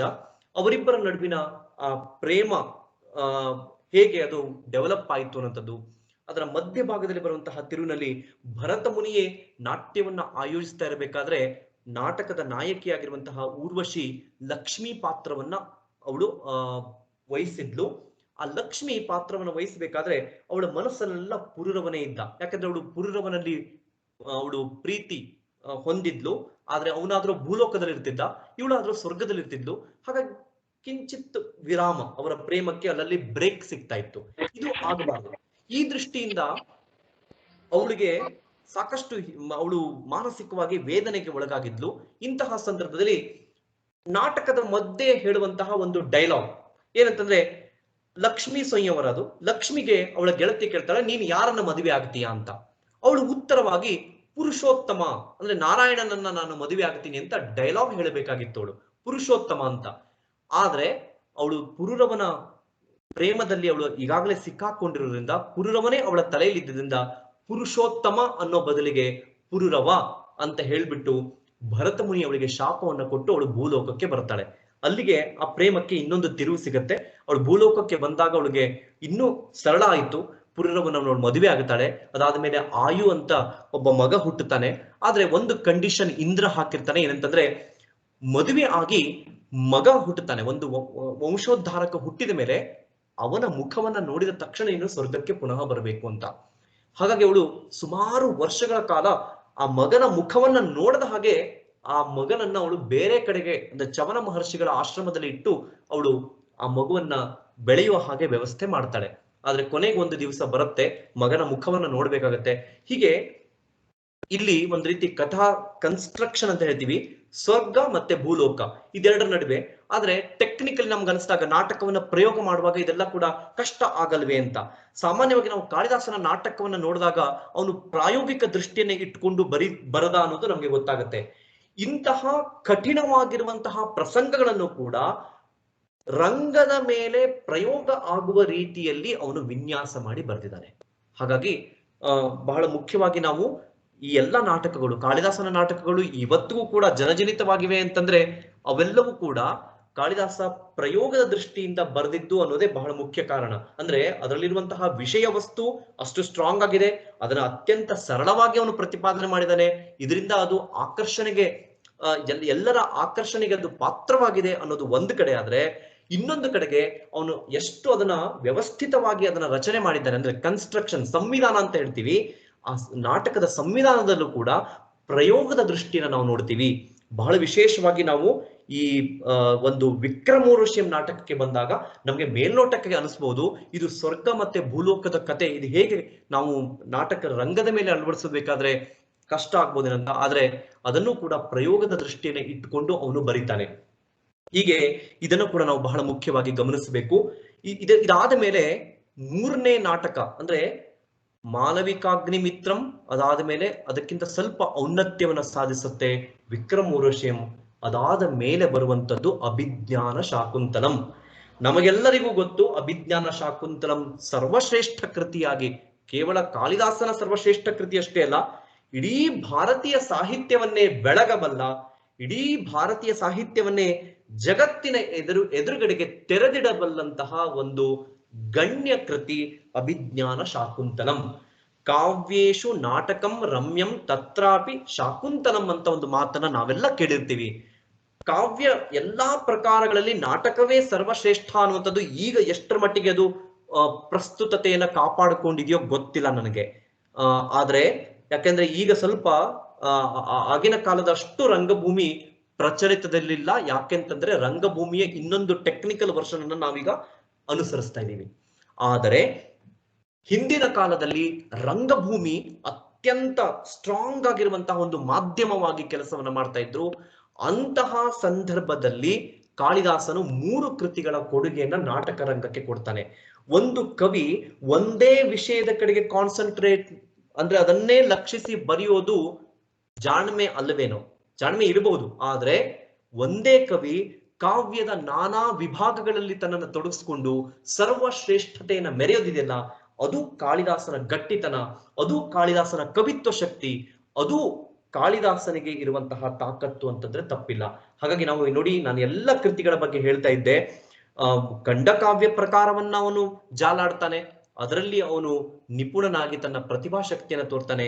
ಮಹಾಕಾವ್ಯ ಅದನ್ನು ಕೂಡ ಬರೆಯುವುದು ಸರಳಲ್ಲ, ಅದರಲ್ಲೂ ಕೂಡ ಅವನು ಬರೆದು 2 ಸರ್ವಶ್ರೇಷ್ಠ ಮಹಾಕಾವ್ಯವನ್ನು ಅವನು ಸಾಹಿತ್ಯ ಲೋಕಕ್ಕೆ ಕೊಡ್ತಾನೆ. ಹಾಗೆಯೇ ನಾಟಕ ಸಾಹಿತ್ಯ ಅದು ಇನ್ನೊಂದು ಮುಖ. ಸಾಹಿತ್ಯದ ಒಂದು ಮುಖ ಶ್ರವ್ಯ ಆದ್ರೆ ಸಾಹಿತ್ಯದ ಇನ್ನೊಂದು ಮುಖ ದೃಶ್ಯ ಕಾವ್ಯ.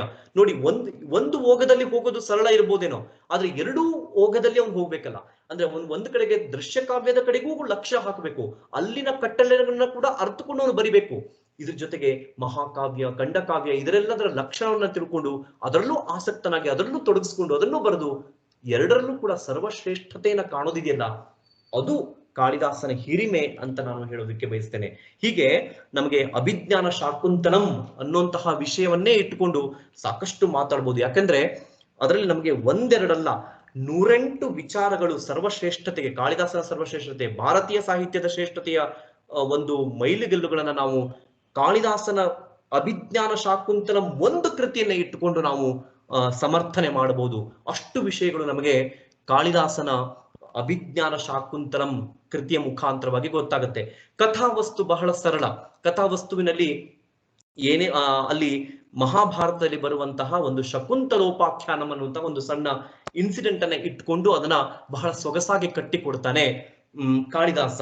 ಅದರ ಶ್ರೇಷ್ಠತೆ ಬಹಳ ಮುಖ್ಯವಾಗಿ ನನಗನ್ಸುತ್ತೆ, ಒಂದು ಭಾರತೀಯ ಪ್ರೇಮ ಸಿದ್ಧಾಂತ ಇದೆಯಲ್ಲ, ಅದನ್ನ ಸರ್ವಶ್ರೇಷ್ಠ ಅಂತ ತೋರಿಸೋದಿದೆಯಲ್ಲ, ಅದರಲ್ಲಿ ಈ ಕೃತಿ ಅಭಿಜ್ಞಾನ ಶಾಕುಂತಲಂ ಕೃತಿಯ ಹಿರಿಮೆ ಇದೆ ಅಂತ ನನಗನ್ಸುತ್ತೆ. ಯಾಕೆಂತಂದ್ರೆ ಪ್ರೇಮ ಅಂತಂದ್ರೆ ಭಾರತೀಯರಿಗೆ ಅದು ಒಂದು ಸಾಧಾರಣ ವಿಷಯ ಅಲ್ಲ. ಪ್ರೇಮ ಅಂತಂದ್ರೆ ಅದು ಪ್ರತಿಯೊಬ್ಬ ಭಾರತೀಯನು ತನ್ನ ಹೃದಯದಲ್ಲಿ ಇಟ್ಟುಕೊಂಡು ಆರಾಧಿಸುವಂತಹ ವಿಷಯ. ಅದನ್ನ ಪ್ರತಿಯೊಬ್ಬ ಭಾರತೀಯನ ಗೌರವ, ಆ ಪ್ರೇಮದ ಬಗ್ಗೆ ಇರುವಂತಹ ಗೌರವ ಭಾವನೆಗೆ ಧಕ್ಕೆ ಬರದ ಹಾಗೆ ಕಟ್ಟಿ ಕೊಡೋದಿದೆಯಲ್ಲ, ಅದರಲ್ಲಿ ಕಾಳಿದಾಸನ ಹಿರಿಮೆ ನಮಗೆ ಗೊತ್ತಾಗತ್ತೆ. ಸೊ ಹಾಗಾಗಿ ಯಾವ ಮಹಾಭಾರತದಲ್ಲಿ ಬಂದಂತಹ ಶಕುಂತಲೋಪಾಖ್ಯಾನದಲ್ಲಿ ಆ ದುಷ್ಯಂತ ನಾಯಕನೇ ಅಲ್ಲ ಅನ್ನೋ ರೀತಿಯಲ್ಲಿ ಇದ್ದಾನೆ. ಅವನೊಬ್ಬ ರಾಜ, ಆ ರಾಜನಿಗೆ ಲೋಲುಪತೆ ಹೆಚ್ಚು ಅನ್ನೋ ರೀತಿಯಲ್ಲಿ ಇರುವಂತಹ ಪಾತ್ರ. ಆದ್ರೆ ಕವಿ ತನ್ನ ಕವಿತ್ವ ಶಕ್ತಿಯಲ್ಲಿ ಅದನ್ನ ಹೇಗೆ ಬಳಸ್ಕೊಳ್ಬಹುದು. ಯಾಕಂದ್ರೆ ಒಂದು ಮಾತಿದೆ ನೋಡಿ ನಮ್ಮಲ್ಲಿ, ಏನು ಅಪಾರೇ ಕಾವ್ಯ ಸಂಸಾರೇ ಕವಿರೇವ ಪ್ರಜಾಪತಿ ಯಥಾಸ್ಮೈ ರೋಚತೆ ವಿಶ್ವಂ ತಥೈವಂ ಪರಿವರ್ತತೆ. ಅಂದ್ರೆ ಈ ಬ್ರಹ್ಮ ಅನ್ನುವಂಥವನು ಎಲ್ಲವನ್ನ ಸೃಷ್ಟಿ ಮಾಡ್ತಾನೆ.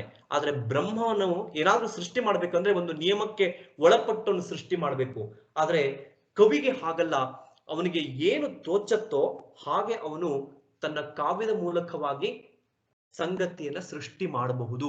ಅದಕ್ಕೆ ನಮಗೆ ಕಾಳಿದಾಸನೇ ನಮಗೆ ಬಹಳ ಲೈವ್ ಎಕ್ಸಾಂಪಲ್ ಅನ್ನೋ ರೀತಿಯಲ್ಲಿ ಕಾಣ್ತಾನೆ. ಅದಕ್ಕೆ ದುಷ್ಯಂತನೇ, ಕಾಳಿದಾಸ ಬಣ್ಣಿಸುವಂತಹ ದುಷ್ಯಂತನೇ ನಮ್ಗೆ ಸಾಕ್ಷಿ. ಮೂಲ ಮಹಾಭಾರತದಲ್ಲಿ ಬರುವಂತಹ ದುಷ್ಯಂತನ ಪಾತ್ರಕ್ಕಿಂತಲೂ ಎಷ್ಟೋ ಎತ್ತರಕ್ಕೆ ಆ ಕಾಳಿದಾಸನ ವ್ಯಕ್ತಿತ್ವವನ್ನು ತೆಗೆದುಕೊಂಡು ಹೋಗಿ ಕಾಳಿದಾಸ ನಿಲ್ಲಿಸ್ತಾನೆ. ಅಂದ್ರೆ ಒಬ್ಬ ಕವಿಗೆ ಇರುವಂತಹ ತಾಕತ್ತು ಎಂತಹದ್ದು ಅನ್ನೋದು ನಮಗೆ ಗೊತ್ತಾಗತ್ತೆ. ಅಂದ್ರೆ ಬ್ರಹ್ಮನ ಸೃಷ್ಟಿಯಲ್ಲಿ ಇಲ್ಲದೆ ಇರುವುದನ್ನ ಒಬ್ಬ ಕವಿ ಮಾಡಬಲ್ಲ ಅನ್ನೋದನ್ನ ಬಹಳ ಸೊಗಸಾಗಿ ಕಾಳಿದಾಸ ತೋರಿಸ್ಕೊಡ್ತಾನಲ್ಲ, ಅಲ್ಲಿ ಕಾಳಿದಾಸನ ಶ್ರೇಷ್ಠತೆ ಇದೆ, ಅಲ್ಲಿ ಭಾರತೀಯ ಸಾಹಿತ್ಯದ ಶ್ರೇಷ್ಠತೆ ಇದೆ. ನೋಡಿ, ಅಲ್ಲಿ ಒಂದು ಸಿಂಪಲ್ ಆಗಿರುವಂತಹ ಒಂದು ಉಂಗುರ ಅಂದ್ರೆ ಅದು ಒಂದು ಜೀವಂತ ಇಲ್ಲದೆ ಇರುವಂತಹ ಒಂದು ಸಂಗತಿ. ಅದು ಆ ಸಂಗತಿಯನ್ನ ಇಡೀ ನಾಟಕದ ಪ್ರಧಾನ ತಿರುವಾಗಿ, ಅಂದ್ರೆ ಕತೆಗೆ ಬೇಕಾದಂತಹ ಒಂದು ತಿರುವಿಗೆ ಬೇಕಾದಂತಹ ಒಂದು ಸಂಗತಿಯಾಗಿ ಒಂದು ಪ್ರಧಾನ ಪಾತ್ರವೇ ಏನು ಅನ್ನೋ ಹಾಗೆ ಅವನು ಅದನ್ನ ಬಳಸ್ಕೊಳ್ತಾನೆ. ಹಾಗೆ ಬಳಸ್ಕೊಂಡು ಇಡೀ ಕತೆ ಅದರ ಮೊದಲನೇ ಅಂಕದಿಂದ ಕೊನೆಯವರೆಗೂ ಕೂಡ ಆಸಕ್ತಿದಾಯಕವಾಗಿ ಇರೋ ಹಾಗೆ ನೋಡ್ಕೊಳ್ತಾನೆ ಕಾಳಿದಾಸ. ಯಾಕಂದ್ರೆ ನಾಟಕ ಅಂದ ತಕ್ಷಣ ಅದು ಪೇಲವವಾಗಿ ಇರಬಾರದು. ನಾನು ಆಗ್ಲೇ ಅಲ್ಲಿ ಮಾಲವಿಕಾಗ್ನಿಮಿತ್ರಂ ಹೇಳ್ಬೇಕಾದ್ರೆ ಹೇಳಿದೆ, ಕ್ರಿಟಿಕ್ಸ್ ಮಾಡೋರು ಮಾಲವಿಕಾಗ್ನಿಮಿತ್ರಮ್ಗೆ ಮಾಡ್ತಾರೆ, ಯಾಕಂದ್ರೆ ಕಥೆಯಲ್ಲಿ ಗಟ್ಟಿತನ ಇಲ್ಲ ಅಂತ. ಆದ್ರೆ ಒಬ್ಬ ಕವಿ ಸಾಮಾನ್ಯವಾಗಿರುವಂತಹ ಕಥೆಯನ್ನೇ ಇಟ್ಟುಕೊಂಡು ಎಷ್ಟು ಗಟ್ಟಿತನವನ್ನ ಪ್ರದರ್ಶನ ಮಾಡಬಹುದು ಅನ್ನೋದಕ್ಕೆ ಅಭಿಜ್ಞಾನ ಶಾಕುಂತಲಂ ನಮ್ಗೆ ಸಾಕ್ಷಿಯಾಗತ್ತೆ. ಅಲ್ಲಿ ಆ ಒಂದು ಉಂಗುರದ ವಿಷಯವನ್ನ ಇಟ್ಟುಕೊಂಡು ಅಲ್ಲಿ ದುಷ್ಯಂತನದೇನು ತಪ್ಪಿಲ್ಲ, ಅವನಿಗೆ ಸಂಪೂರ್ಣ ಶಾಪ, ದುರ್ವಾಸ ಮುನಿಗಳು ಶಾಪ ನೀಡಿದ್ರಿಂದಾಗಿ ಶಕುಂತಲೆಯನ್ನು ಅವನು ಮರೆತಿದ್ದಾನೆ. ಆದ್ರೆ ಅಕಾರ್ಡಿಂಗ್ ಟು ದುರ್ವಾಸಾಸ್ ಕರ್ಸ್, ದುರ್ವಾಸ ಮುನಿಗಳು ಶಾಪವನ್ನ ಅದಕ್ಕೆ ಒಂದು ಪರಿಹಾರವನ್ನ ಕೊಡೋ ನಿಟ್ಟಿನಲ್ಲಿ ಅವರು ಹೇಳ್ತಾರೆ. ಯಾವಾಗ ಕೇಳಿಸ್ತಾ ಇತ್ತ? ನಮಸ್ಕಾರ, ಕೇಳಿಸ್ತಿದೆ, ಮಾತಾಡಿ ಸರ್, ಮಾತಾಡ್ಬೋದಲ್ಲ? ಯಾರೋ ಏನೋ ಕ್ವಶನ್ ಕೇಳ್ತಾರೆ, ಮ್ಯೂಟ್ ಮಾಡ್ತಾ ಮಾತಾಡಿ ಸರ್. ಹಾಗೆ ಒಂದು ಕಾಳಿದಾಸ ಅಲ್ಲಿ ಬಹಳ ಸ್ಪಷ್ಟವಾಗಿ ಹೇಗೆ ಒಂದು ಉಂಗುರ ಅದನ್ನ ತೋರಿಸೋದ್ರಿಂದ ಇಡೀ ವೃತ್ತಾಂತವೇ ದುಷ್ಯಂತರಿಗೆ ನೆನಪಾಗಿ ಸುಖಾಂತ್ಯ ಆಗಬೇಕು ಅನ್ನೋದು ಅಲ್ಲಿ ನಮಗೆ ಗೊತ್ತಾಗತ್ತೆ. ಆದ್ರೆ ಆ ಉಂಗುರವೇ ಇಲ್ಲ, ಅದು ಕಳೆದು ಹೋಗಿಬಿಟ್ಟಿದೆ. ಹಾಗಾಗಿ ಸುಮಾರು 4ನೇ ಅಂಕದಿಂದ 4, 5, 6, 7 ಹೀಗೆ ಈ 7 ಅಂಕಗಳಲ್ಲಿ ಒಂದ್ ರೀತಿ ದ್ವಂದ್ವ, ಮಾನಸಿಕ ದ್ವಂದ್ವ ಯುದ್ಧ. ಅವಳನ್ನ ಮದುವೆ ಆಗಿದ್ದೀನಿ, ಇಲ್ಲ ಮದುವೆ ಆಗಿಲ್ಲ, ಅವಳನ್ನ ನೋಡ್ತಾ ಇದ್ದೀನಿ, ನೆನಪಾಗ್ತಾ ಇಲ್ಲ. ಜೊತೆಗೆ ಆ ಶಕುಂತಲೆಗೆ ನಾನು ಇವನನ್ನ ಒರೆಸಿದ್ದೀನಿ, ಮದುವೆ ಆಗಿದ್ದೀನಿ, ನನ್ನ ಹತ್ರ ಉಂಗ್ರ ಇದೆ ಆದ್ರೆ ಇಲ್ಲ. ಹೀಗೆ ದ್ವಂದ್ವಗಳು ನಡೀತಾ ಕೊನೆಯಲ್ಲಿ ಆ ಉಂಗುರ ಸಿಕ್ಕಾಗ ಶಕುಂತಲೆಯೇ ಅವನ ಬಳಿ ಇಲ್ಲ. ಮತ್ತೆ ಹುಡುಕಾಟ ಶಕುಂತಲೆಗೋಸ್ಕರವಾಗಿ. ಸ್ವರ್ಗದಲ್ಲಿ ಅವರಿಬ್ಬರ ಮಿಲನ. ನೋಡಿ, marriages are made in heaven ಅಂತ ಆಂಗ್ಲರು ಅಥವಾ ಪಾಶ್ಚಿಮಾತ್ಯರು ಅದನ್ನು ಯಾವಾಗ ಹೇಳಿದ್ರು ಗೊತ್ತಿಲ್ಲ. ಕಾಳಿದಾಸ ಇದನ್ನ ತನ್ನ ಕೃತಿಯ ಮುಖಾಂತರವಾಗಿ ಸಾವಿರಾರು ವರ್ಷಗಳ ಹಿಂದೆ ತೋರಿಸಿದ್ದಾನೆ. ಇಲ್ಲಿಗೆ ನಮ್ಮ ಭಾರತೀಯ ಈ ಪ್ರೇಮ ತತ್ವ ಸಿದ್ಧಾಂತಗಳು ಎಷ್ಟು ಔನ್ನತ್ಯವನ್ನ ಸಾಧಿಸಿದ್ವು ಆಗಿನ ಕಾಲದಲ್ಲಿಯೇ. ನಮ್ಮವರು ಕ್ರಿಟಿಕ್ಸ್ ಮಾಡ್ಬೇಕಾದ್ರೆ ಹೇಳ್ಬಿಡ್ತಾರೆ, ಭಾರತೀಯರಿಗೆ ಇದ್ರ ಬಗ್ಗೆ ತುಂಬಾ ಪರಿಜ್ಞಾನ ಇರಲಿಲ್ಲ, ಅಥವಾ ಇವರು ತುಂಬಾ ಇದರಲ್ಲಿ ಉದಾರರಾಗಿರ್ಲಿಲ್ಲ ಮದುವೆ ವಿಷಯದಲ್ಲಿ, ಹೀಗೆಲ್ಲ ಸರಳವಾಗಿ ಹೇಳ್ತಾರೆ. ಆದ್ರೆ ಇಂತಹ ಕೃತಿಗಳನ್ನ ನೋಡಿದಾಗ ಗೊತ್ತಾಗತ್ತೆ ಒಂದು ಪ್ರೇಮದಂತಹ ಸೂಕ್ಷ್ಮ ವಿಷಯದ ಬಗ್ಗೆ ಸಮಾಜ ಎಷ್ಟು ಉದಾರವಾಗಿತ್ತು ಅನ್ನೋದು ಈ ಒಂದು ಕೃತಿಯ ಮುಖಾಂತರವಾಗಿ ಗೊತ್ತಾಗತ್ತೆ ನಮ್ಗೆ. ಹಾಗೆ ಅಲ್ಲಿ ಒಂದು ಉತ್ಕೃಷ್ಟವಾದಂತಹ ಪ್ರೇಮ ಕೊನೆಗೆ ಸುಖಾಂತ್ಯವಾಗುವಂಥದ್ದು. ಸಾಮಾನ್ಯವಾಗಿ ನಮ್ಮಲ್ಲಿ ಕೀರ್ತಿನಾಥ ಕುರ್ತುಕೋಟಿಯಂತಹ ಹಿರಿಯ ವಿಮರ್ಶಕರು ಈ ನಾಟಕದ ಬಗ್ಗೆ ವಿಮರ್ಶೆ ಮಾಡಬೇಕಾದ್ರೆ ಹೇಳ್ತಾರೆ, ಬಹಳ ಸ್ಪಷ್ಟವಾಗಿ ಹೇಳ್ತಾರೆ. ಏನಂತಂದ್ರೆ, ಈ ಸಾಮಾನ್ಯವಾಗಿ ಪಾಶ್ಚಿಮಾತ್ಯರಲ್ಲಿ ಈ ಅಭಿಜ್ಞಾನ ಅನ್ನುವಂಥದ್ದು ಬಂದಾಗ ದುರಂತ ಅಂದ್ರೆ ಟ್ರಾಜಿಡಿಯನ್ನ ಮಾಡುವಂಥದ್ದು ಒಂದು ಕ್ರಮ ಅಂತೆ. ಆದರೆ ಕಾಳಿದಾಸ ನಮ್ಮ ಪರಂಪರೆಯಲ್ಲಿ ಹಾಗಿಲ್ಲ. ಸಾಮಾನ್ಯವಾಗಿ ಕಥಾನಕಗಳೆಲ್ಲವೂ ಕೂಡ ಸುಖಾಂತ್ಯವಾಗಬೇಕು ಅಂತ. ಹಾಗಾಗಿ ಎಂತಹ ಕಾಠಿಣ್ಯದಲ್ಲೂ ಕೂಡ ಕಾಳಿದಾಸನು ಸುಖಾಂತ್ಯವನ್ನ ತೋರಿಸ್ತಾನೆ. ಆ ಪ್ರೇಮಕ್ಕೆ ಸುಖವೇ ಅಂತ್ಯ ಅನ್ನುವಂಥದ್ದು ಅದನ್ನು ನಾವು ಈ ನಾಟಕದ ಮುಖಾಂತರವಾಗಿ ಸಂದೇಶ ರೂಪದಲ್ಲಿ ನೋಡಬಹುದು. ಇನ್ನು ಬಹಳ ವಿಶೇಷ ಅಂತಂದ್ರೆ ಪ್ರಕೃತಿ ಪ್ರೇಮ. ಕಾಳಿದಾಸನಿಗೆ ನೇಚರ್, ಅದಕ್ಕೆ ನಾನು ಬಿಗಿನಿಂಗ್ ಅಲ್ಲೂ ಕೂಡ ಹೇಳಿದೆ, ಪಾಶ್ಚಿಮಾತ್ಯ ವಿದ್ವಾಂಸರು ಅವನನ್ನ ಒಬ್ಬ ವರ್ಡ್ಸ್ ವರ್ತ್ಗೆ ಅಥವಾ ಒಬ್ಬ ಶೇಕ್ಸ್ಪಿಯರ್ಗೆ ಹೋಲಿಸಬಹುದು. ಆದ್ರೆ ನಮಗೆ ಕಾಳಿದಾಸ ಹಾಗಲ್ಲ. ನಮಗೆ ಪಾಶ್ಚಿಮಾತ್ಯ ವರ್ಡ್ಸ್ ವರ್ತ್, ಶೇಕ್ಸ್ಪಿಯರ್ ನಮಗೆ ಕಾಳಿದಾಸನಂತೆ ಕಂಡಾರು. ಆದ್ರೆ ಖಂಡಿತವಾಗಿಯೂ ಕೂಡ ಅವರಿಗಿಂತಲೂ ಪೂರ್ವದಲ್ಲೇ ಇದ್ದಂತಹ ಕಾಳಿದಾಸ ನಮಗೆ ಅವರ ಜೊತೆಗೆ ಹೋಲಿಕೆಗೆ ಸರಿಸಮನಲ್ಲ ಅನ್ನೋದು ಗೊತ್ತಾಗತ್ತೆ. ಅದಕ್ಕಿಂತಲೂ ಮೇಲ್ಪಂಕ್ತಿಯಲ್ಲಿ ಇರುವಂತವನು ಕಾಳಿದಾಸ ಅಂತ. ಅಂದ್ರೆ ಸುಮಾರು 3ನೇ ಶತಮಾನದ ಹೊತ್ತಿಗೆ ಅವನು ಇಂತಹ ಪ್ರಾಕೃತಿಕವಾದಂತಹ ಸೊಬಗನ್ನ ನೋಡಿ. ಈ ಉಪಮಾಲಂಕಾರದಲ್ಲಿ ಅವನು ಬಹಳಷ್ಟು ಕಡೆಗಳಲ್ಲಿ ನಿಸರ್ಗದ ಸಂಗತಿಗಳನ್ನ ಬಳಸ್ಕೊಳ್ತಾನೆ. ಎಷ್ಟೋ ಕಡೆಗಳಲ್ಲಿ ಹೀಗೆ ಬಳಸ್ಕೊಳ್ಬೇಕಾದ್ರೆ ಆ ಸೌಂದರ್ಯ ಇದೆಯಲ್ಲ, ಆ ಸೌಂದರ್ಯವನ್ನ ಅವನು ಸತ್ಯ ಅಂತ ತೋರಿಸ್ತಾನೆ. ಅಂದ್ರೆ ಸಾಮಾನ್ಯವಾಗಿ ಕಾಳಿದಾಸನ ಕವಿತ್ವ ಹೇಗೆ ನಮ್ಗೆ ಗೊತ್ತಾಗತ್ತೆ ಅಂತಂದ್ರೆ ಅವನು ಸೌಂದರ್ಯೋಪಾಸಕನಾಗಿದ್ದ ಅಂತ. ಅವನು ಪ್ರತಿಯೊಂದರಲ್ಲೂ ಕೂಡ ಸೌಂದರ್ಯವನ್ನ ನೋಡೋದಕ್ಕೆ ಹೋಗುತ್ತಾನೆ. ಹಾಗೆ ಪ್ರಕೃತಿಯ ಬೇರೆ ಬೇರೆ ಅಂಶಗಳನ್ನ ಅವನು ತನ್ನ ಉಪಮಾನವಾಗಿ ತೆಗೆದುಕೊಂಡು ಹೇಳುವಂಥದ್ದಿಲ್ಲ. ಅದನ್ನ ನಾವು ಬಹಳ ಸೊಗಸಾಗಿ ನಾವು ಈ ಅಭಿಜ್ಞಾನ ಶಾಕುಂತಲಂದಲ್ಲಿ, ಅದರಲ್ಲೂ ವಿಶೇಷವಾಗಿ ಮೊದಲನೇ ಅಂಕದಲ್ಲಿ ಆ ತಪೋವನದ ವರ್ಣನೆ ಇರ್ಬೋದು, ಅಥವಾ ಆ ನೈಜ ಪ್ರೇಮ ಅದು ಒಳಗೊಂಡಿರುವಂತಹ ರೀತಿ, ಇವೆಲ್ಲವನ್ನ ನೋಡಿದಾಗ ನಮಗೆ ಗೊತ್ತಾಗುತ್ತದೆ ಈ ಎಲ್ಲ ಕಾಳಿದಾಸನ ಪ್ರಕೃತಿ ಪ್ರೇಮಕ್ಕೆ ಇವೆಲ್ಲವೂ ಕೂಡ ಸಾಕ್ಷಿಯಾಗಿ ನಿಲ್ಲುತ್ತೆ. ಹಾಗಾಗಿ ಕಾಳಿದಾಸ ಒಂದು ರೀತಿಯಲ್ಲಿ ಸೌಂದರ್ಯ ಆರಾಧಕ, ಸೌಂದರ್ಯದಲ್ಲಿ ಸತ್ಯವನ್ನ ಕಂಡವನು, ಸತ್ಯದಲ್ಲಿ ಸೌಂದರ್ಯವನ್ನ ಕಂಡವನಲ್ಲ, ಸೌಂದರ್ಯದಲ್ಲಿ ಇರುವಂತಹ ಸತ್ಯತೆಯನ್ನ ಕಂಡಂತವನು ಕಾಳಿದಾಸ ಅನ್ನೋದು ನಮಗೆ ಗೊತ್ತಾಗುತ್ತದೆ. ಸೊ ಇದೆಲ್ಲವನ್ನ ನಾವು ಹಿನ್ನೆಲೆಯಲ್ಲಿ ಇಟ್ಕೊಂಡು ಕಾಳಿದಾಸನ ಕೃತಿಯ ಭಾಷಾಂತರದ ಬಗ್ಗೆ ಒಂದ್ ಸ್ವಲ್ಪ ನಾನು ಹೇಳಲೇಬೇಕಾಗತ್ತೆ. ಯಾಕಂದ್ರೆ ಇವತ್ತಿನ ವಿಷಯ ನಾನು ಭಾಷಾಂತರದ ಬಗ್ಗೆ ಮಾತನಾಡಬೇಕು. ಬಹಳ ಮುಖ್ಯವಾಗಿ ಕಾಳಿದಾಸನ ನಾಟಕಗಳ ಭಾಷಾಂತರವನ್ನ ಕನ್ನಡಕ್ಕೆ ತಂದಿದ್ದು ಆನಂತರದ ದಿವಸಗಳಲ್ಲಿ. ಆದ್ರೆ ಅದಕ್ಕಿಂತ ಮುಖ್ಯವಾಗಿ ನಮಗೆ ಈ ಕಾಳಿದಾಸನ ಭಾಷಾಂತರಗಳು, ಕಾಳಿದಾಸನ ಈ ಎಲ್ಲ ಕಾವ್ಯಗಳ ಭಾಷಾಂತರಗಳು ಬ್ರಿಟಿಷರ ಕಾಲದಲ್ಲಿ ಬಹಳ ಮೊದಲಿಗೆ ನಡೆದಿತ್ತು. ಪಾಶ್ಚಿಮಾತ್ಯ ದೇಶಕ್ಕೆ, ಅದರಲ್ಲೂ ಕೂಡ ಪಾಶ್ಚಿಮಾತ್ಯ ಭಾಷೆಗಳಲ್ಲಿ ಕಾಳಿದಾಸನ ನಾಟಕಗಳು ಅನುವಾದ ಕನ್ನಡ ಅಥವಾ ಭಾರತೀಯ ಭಾಷೆಗಳಿಗೆ ಆಗುವುದಕ್ಕಿಂತ ಮುಂಚೆಯೇ ಆಗಿತ್ತು ಅನ್ನೋದು ನಮಗೆ ಅನೇಕ ಅಭಿಪ್ರಾಯಗಳ ಮೂಲಕವಾಗಿ ಗೊತ್ತಾಗತ್ತೆ. ಅದರಲ್ಲಿ ಬಹಳ ಮುಖ್ಯವಾಗಿ ಈ ಅಭಿಜ್ಞಾನ ಶಾಕುಂತಲಮನ್ನ ವಿಲಿಯಂ ಜೋನ್ಸ್ ಇವರು ಇದನ್ನ ತರ್ಜುಮೆ ಮಾಡ್ತಾರೆ. ಮೊದಲಿಗೆ ಲ್ಯಾಟಿನ್ ಭಾಷೆಗೆ ಅದನ್ನ ಅನುವಾದ ಮಾಡಿದ್ದಾರೆ 1781 ಸಮಯದಲ್ಲಿ, ಅಂದ್ರೆ 18ನೇ ಶತಮಾನದ ಉತ್ತರಾರ್ಧ ಭಾಗದಲ್ಲಿ ಅಭಿಜ್ಞಾನ ಶಾಕುಂತಲಂ ಇದು ಲ್ಯಾಟಿನ್ ಭಾಷೆಗೆ, ನಂತರ ಇದು ಇಂಗ್ಲಿಷ್ ಭಾಷೆಗೆ ಅನುವಾದಗೊಂಡಿದೆ.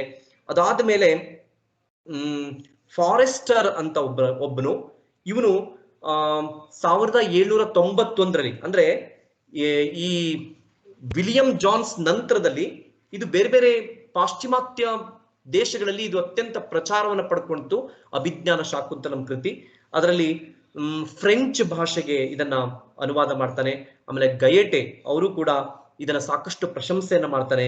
ವಿಶೇಷವಾಗಿ ಈ ನಾಟಕಗಳು, ಕಾಳಿದಾಸನ ನಾಟಕಗಳು ಜರ್ಮನ್, ಆಮೇಲೆ Italian, Danish, Polish, Hungarian, Icelandic, ಹೀಗೆ ಪ್ರಪಂಚದ ಬೇರೆ ಬೇರೆ ಭಾಷೆಗಳಿಗೆ ಅನುವಾದ ಆಗತ್ತೆ. ಅಂತಂದ್ರೆ ಭಾರತೀಯ ಸಾಹಿತ್ಯ ಎಂತಹ ಗಟ್ಟಿತನವನ್ನ ಹೊಂದಿತು ಅಂದ್ರೆ ಇದು ಕೇವಲ ಸಂಸ್ಕೃತ ಸಾಹಿತ್ಯಕ್ಕೆ ಅಥವಾ ಇದು ಕೇವಲ ಕಾಳಿದಾಸನಿಗೆ ಸಲ್ಲುವಂತಹ ಕೀರ್ತಿ ಅಷ್ಟೇ ಅಲ್ಲ, ಇದೆಲ್ಲ ಕೂಡ ನಾವೆಲ್ಲರೂ ಕೂಡ ಅತ್ಯಂತ ಅಭಿಮಾನದಿಂದ ಹೇಳ್ಕೊಳ್ಳುವಂಥದ್ದು.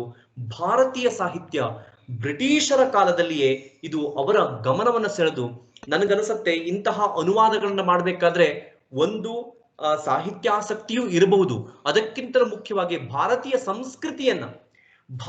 ಸಂಸ್ಕೃತಿಯನ್ನ ತಿಳ್ಕೊಳ್ಳೋದಕ್ಕೆ ಬ್ರಿಟಿಷರು ಹವಣಿಸಿದ್ರಿಂದ ಬ್ರಿಟಿಷರು ಈ ಎಲ್ಲ ಕೃತಿಗಳನ್ನ ಅನುವಾದ ಮಾಡಬೇಕಾದ್ರೆ ಅದರ ಹಿಂದಿನ ಉದ್ದೇಶ ಭಾರತೀಯ ಸಂಸ್ಕೃತಿಯನ್ನ ಅರಿಯುವುದು ಕೂಡ ಇತ್ತು. ನಮಗೆ ಗೊತ್ತಾಗತ್ತೆ ಈ ವಿಲಿಯಂ ಜೋನ್ಸ್ ನಂತಹ ಕವಿಗಳು ಅವರು ಅಪಾಯಿಂಟೆಡ್, ಅಂದ್ರೆ ಬ್ರಿಟಿಷರಿಂದ ಅವರು, ನಮ್ಮಲ್ಲಿ ಮ್ಯಾಕ್ಸ್ ಮುಲ್ಲರ್ ಇರ್ಬೋದು, ಹೀಗೆ ಬೇರೆ ಬೇರೆ ಪಾಶ್ಚಿಮಾತ್ಯ ವಿದ್ವಾಂಸರು ಭಾರತಕ್ಕೆ ಬಂದು ಇಲ್ಲಿನ ಸಾಹಿತ್ಯ ಕೃತಿಗಳನ್ನ, ವೇದಗಳನ್ನ ಓದಿ ಅದನ್ನ ಇಂಗ್ಲಿಷ್ಗೆ, ಬೇರೆ ಬೇರೆ ಜಾಗತಿಕ ಭಾಷೆಗಳಿಗೆ ತರ್ಜುಮೆ ಮಾಡುವುದರ ಹಿಂದೆ ಇಲ್ಲಿರುವಂತಹ ಸಂಸ್ಕೃತಿಯನ್ನ ಬೇರೆ ದೇಶಗಳಿಗೆ ಆಯಾ ಭಾಷೆಗಳಲ್ಲಿ ಪರಿಚಯಿಸುವಂತಹ ಉದ್ದೇಶ ಇತ್ತು. ಅದರ ಮೂಲಕವಾಗಿ ನಾನು ಹೇಳೋದಕ್ಕೆ ಬಯಸ್ತೇನೆ, ಕಾಳಿದಾಸನ ಈ ಎಲ್ಲ ನಾಟಕಗಳು ಭಾರತೀಯ ಸಂಸ್ಕೃತಿಯನ್ನ ಅಚ್ಚುಕಟ್ಟಾಗಿ ಅವು ಪ್ರತಿನಿಧಿಸುತ್ತೆ, ಅವು ಪ್ರತಿಪಾದಿಸುತ್ತೆ. ಹಾಗಾಗಿ ಕಾಳಿದಾಸನ ನಾಟಕಗಳ ಅಧ್ಯಯನ ಬೇರೆ ಅಲ್ಲ, ಭಾರತೀಯ ಸಂಸ್ಕೃತಿಯ ಅಧ್ಯಯನ ಬೇರೆ ಅಲ್ಲ. ಹಾಗಾಗಿ ಇವೆಲ್ಲದರ ಇಂಪಾರ್ಟೆನ್ಸ್ ಗೊತ್ತಾಗಿಯೇ ಭಾರತೀಯರಿಗಿಂತಲೂ ಕೂಡ ಮುಂಚೆಯೇ ಈ ಎಲ್ಲ ವಿದ್ವಾಂಸರು ಆಂಗ್ಲ ಭಾಷೆಗೆ, ಜರ್ಮನ್ ಭಾಷೆಗೆ, ಹೀಗೆ ಜಗತ್ತಿನ ಬೇರೆ ಬೇರೆ ಭಾಷೆಗಳು, ಅದರಲ್ಲೂ ವಿಶೇಷವಾಗಿ ಯುರೋಪಿಯನ್ ಲ್ಯಾಂಗ್ವೇಜಸ್ ಅಂತ ಹೇಳ್ತಾರಲ್ಲ, ಆ ಎಲ್ಲ ಲ್ಯಾಂಗ್ವೇಜಸ್ ಗಳಿಗೆ ಇದು ಅನುವಾದ ಆಯ್ತು ಅಂತ ನಮಗೆ ಗೊತ್ತಾಗತ್ತೆ. ಹೀಗೆ ನಮಗೆ ಭಾರತೀಯ ಮೂಲಕ್ಕೆ ಬಂದಾಗ ಸ್ವಲ್ಪ ನಂತರದಲ್ಲಿ 1716ರಷ್ಟೊತ್ತಿಗೆ ನಮ್ಗೆ ಬ್ರಿಡ್ಜ್ ಭಾಷೆಗೆ ಈ ಕಾಳಿದಾಸನ ಕೃತಿ ಅನುವಾದ ಆಯ್ತು ಅಂತ ಗೊತ್ತಾಗತ್ತೆ. ಮುಘಲ್ ಸಾಮ್ರಾಟ್ ಅದನ್ನ ಅನುವಾದ ಮಾಡಿಸ್ದ ಅಂತ. ಅದರಿಂದ ಮುಂದೆ ಅದು ಉರ್ದು ಭಾಷೆಗೂ ಕೂಡ, ಅಂದ್ರೆ ಕೇವಲ ನಾಟಕವಾಗಿ ಅಷ್ಟೇ ಕಾಳಿದಾಸನ ನಾಟಕಗಳು ಬೇರೆ ಭಾಷೆಗಳಿಗೆ ಅನುವಾದ ಆಗಿಲ್ಲ. ಈ ಜಾನ್ ವಿಲಿಯಮ್ಸ್ ಕೂಡ ಇದನ್ನ ಮೊದಲಿಗೆ ಅನುವಾದ ಮಾಡಬೇಕಾದ್ರೆ ಇದನ್ನ ಪದ್ಯ ರೂಪದಲ್ಲಿ ಅನುವಾದ ಮಾಡ್ತಾನೆ. ಅಂದ್ರೆ ಕಥೆಯನ್ನ, ನಿರೂಪಣೆಯನ್ನ ಹಾಗೆ ಇಟ್ಟುಕೊಂಡು ತನಗೆ ಅದನ್ನ ಹೇಗೆ ಬೇಕೋ ಆ ವರ್ಷನ್ ಅಲ್ಲಿ ಅದನ್ನ ಅನುವಾದವನ್ನ ಮಾಡ್ತಾನೆ. ಅದೇ ರೀತಿಯಲ್ಲಿ ಉರ್ದು ಭಾಷೆಗೂ ಕೂಡ ಈ ಕಾಳಿದಾಸನ ಶಾಕುಂತಲ ಕೃತಿ ಅನುವಾದಗೊಳ್ಳುತ್ತೆ. ಹೀಗೆ ಬೇರೆ ಬೇರೆ ಭಾಷೆಗಳಿಗೆ, ಅಂದ್ರೆ ಭಾರತೀಯ ಸಂಜಾತ ಭಾಷೆಗಳಿಗೂ ಕೂಡ ಅನುವಾದ ಆಗುವಂತಹ ಕಾರ್ಯ 18ನೇ ಶತಮಾನದಲ್ಲಿ ಆಗತ್ತೆ. ನನಗೆ ಇಲ್ಲಿ ಒಂದು ಪ್ರಶ್ನೆ ಹೇಳೋದಂತಂದ್ರೆ, ಬೇರೆಲ್ಲ ಸಾಹಿತ್ಯ ಪ್ರಕಾರಗಳು, ಅಂದ್ರೆ ಮಹಾಕಾವ್ಯ ಇರ್ಬೋದು ಅಥವಾ ಇನ್ನಿತರ ಬೇರೆ ಬೇರೆ ಸಾಹಿತ್ಯ ಪ್ರಕಾರಗಳು ಸಂಸ್ಕೃತದಿಂದ ಭಾರತೀಯ ಭಾಷೆಗೆ ಬಹಳ ಹಿಂದೆಯೇ ಅನುವಾದಗೊಂಡಿದೆ, ರೂಪಾಂತರಗೊಂಡಿದೆ, ಭಾವಾನುವಾದಗೊಂಡಿದೆ. ಅದಕ್ಕೆ ಸಾಕ್ಷಿ ನಮಗೆ ಈ ಪಂಪನ ಕೃತಿ ಇರ್ಬೋದು, ರನ್ನನ ಕೃತಿ ಇರ್ಬೋದು. ಹೀಗೆ ನಮಗೆ ಹಳೆಗನ್ನಡದ ಬೇರೆ ಬೇರೆ ಕೃತಿಗಳನ್ನು ನೋಡಿದಾಗ ಅದಕ್ಕೆಲ್ಲ ಮೂಲ ನಮಗೆ ಸಂಸ್ಕೃತದಲ್ಲಿ ಇರೋದು ಗೊತ್ತಾಗತ್ತೆ.